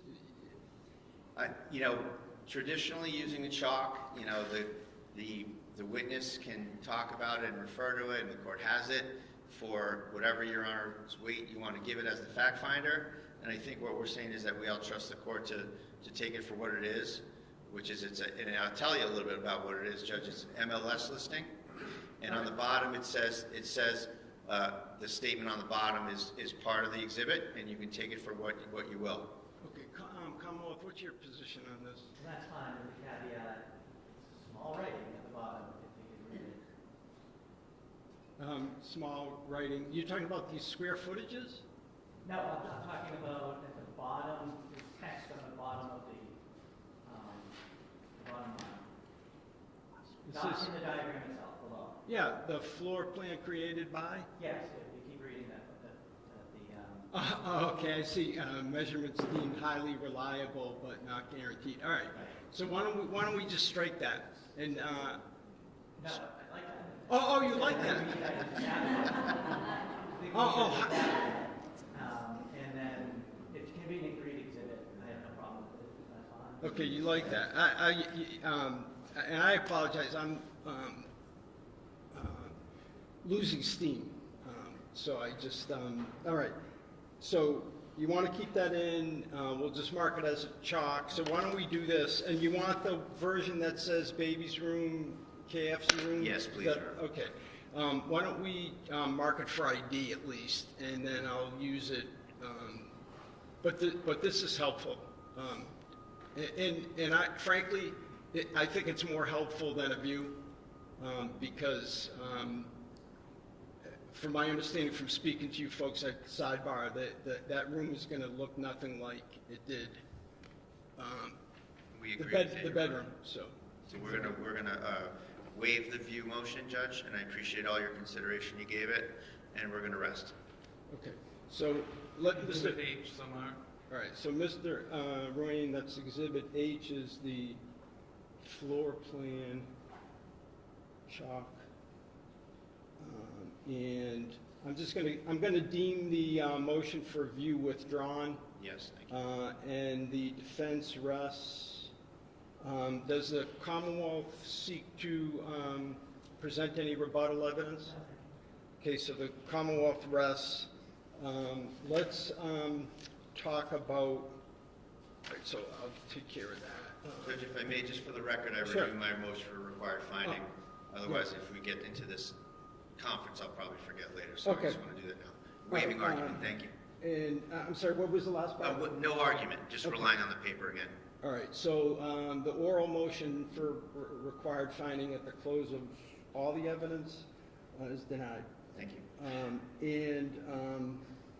All right, let's talk about let's conduct a charge conference, I guess. And I disseminated some proposed law related to the elements of assault by means of a dangerous weapon, and it's been marked as Exhibit C. Have you folks had an opportunity to take a look at that? All right, so let's start with the Commonwealth. Any additions, subtractions, objections, et cetera, modifications? No, not really. I just want, and I'm sure that Your Honor is aware, I don't necessarily see it in writing that an assault can be committed in either of two ways. I just wanted to be clear that the Commonwealth need only one of the other theories of assault. Yeah, so I'm sure you're understanding. I am, but your point is well taken. So what I tried to do is I tried to take my jury instruction and make it more applicable to here. But yes, I think we all agree that under the two different theories, the SJC actually said not to use the term theory. There are two different types of assaults. It can be either or. Surprisingly, I didn't realize that it wouldn't need to be unanimous by the jury. Okay, so other than that, that's duly noted. Defense, your view of the law of the case? We're fine with this, Your Honor, and I do acknowledge that it's two theories and it can be proven either way. Okay, all right. Thank you. All right, that's great. So let's talk about tomorrow. Let's talk about closing arguments. So we'll reconvene in the morning and 30 minutes each side for closings. You think that should suffice? That's plenty, thank you. Okay. Yes, fine, Your Honor. All right, and I'm not going to have like a buzzer or you're not going to, like a trap door, you're not going to fall through and end up in the basement somewhere, but I'll diplomatically and gently warn you when you're getting close, all right? All right, so while we're talking about closings, I want there to be some ground rules. And the main ground rule that I have for this trial is that there should be no gratuitous character assassination, okay, by anyone, either side. It's not helpful, this is a straightforward case. Did the Commonwealth prove beyond a reasonable doubt that the defendant committed an assault with a dangerous weapon? The stuff that happened before and after even, not to be cold, callous, and uncaring, are not before me. And it's just not helpful to have either side throw in gratuitous comments about someone's character. Obviously, you'll argue credibility, believability, and but I expect you to stay within the bounds of what would be expected at any trial. After the closings,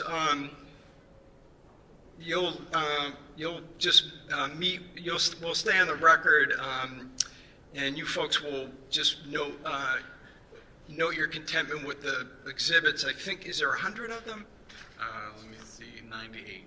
98, okay. So the 98 exhibits will come up along with, you'll send up as well, Mr. Ruane, Exhibit C, which is the law, and Exhibit, I've already, H, which is the floor plan. So they'll be just like in a jury trial. After you folks have noted your contentment, our court officer will bring it up to me, them up to me, and I will deliberate. I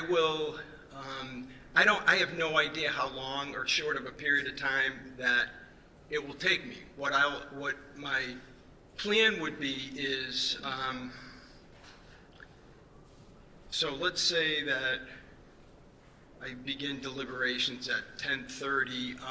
What I likely would tell you at that point is, let's plan on reconvening at 2 tomorrow afternoon, and then I will let Mr. Ruane know if that target is going to be successful or not. I obviously am going to take as much time as I need to reach a verdict, so it may be Friday morning or something, so you folks should make yourselves available.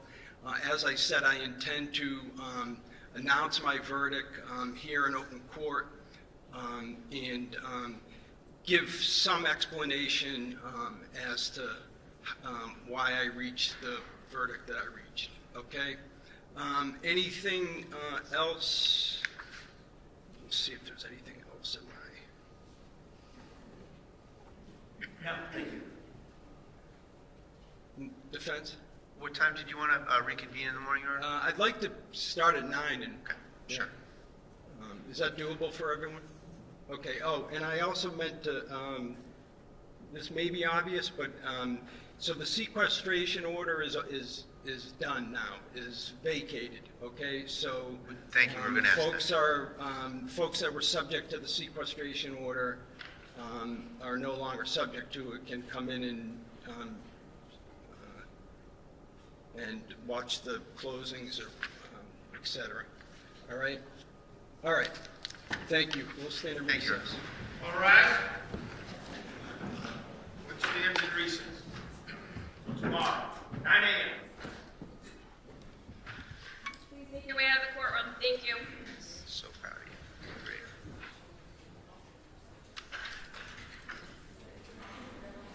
All right.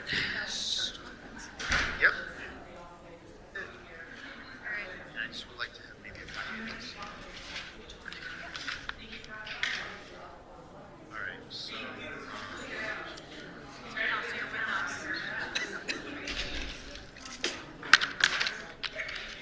So Martha,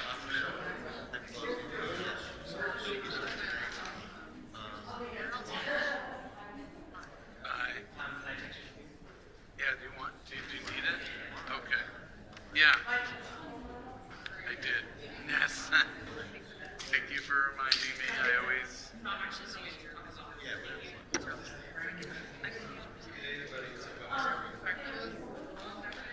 I'll go right back.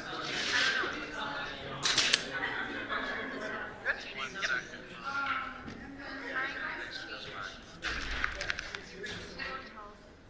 Did you bring clothes? No, but they told me I'm allowed to drive back and forth.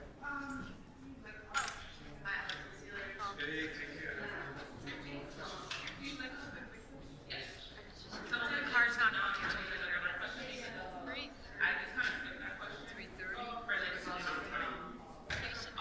Keep up to 3. Or can you just tell them we're ready to go? Yeah, so that's what I was getting when I asked you that question. I said 3, and I told him it was to 3:30. Tell him come now. Yeah, please don't do it. All right. I had to get that right. Yeah, no, I have them,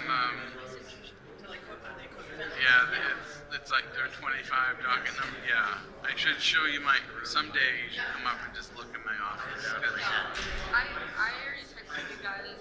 Yes, and confirm that the interpreter, because I ordered an interpreter, but we need to confirm the interpreter, but confirm that I ordered it. At some point I'll be down.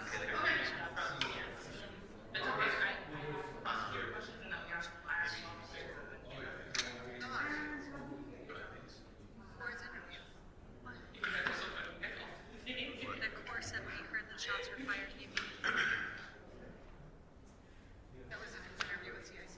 Probably not. It doesn't So we need him out. Yeah, my son is fine.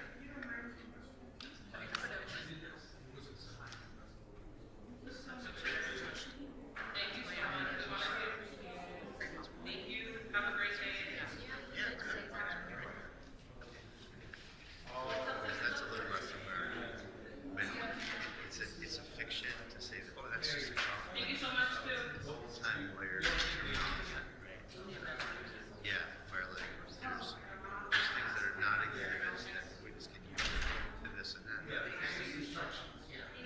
like, so that's why it didn't become an exhibit, right? Because the janitor would erase it at the end of the day.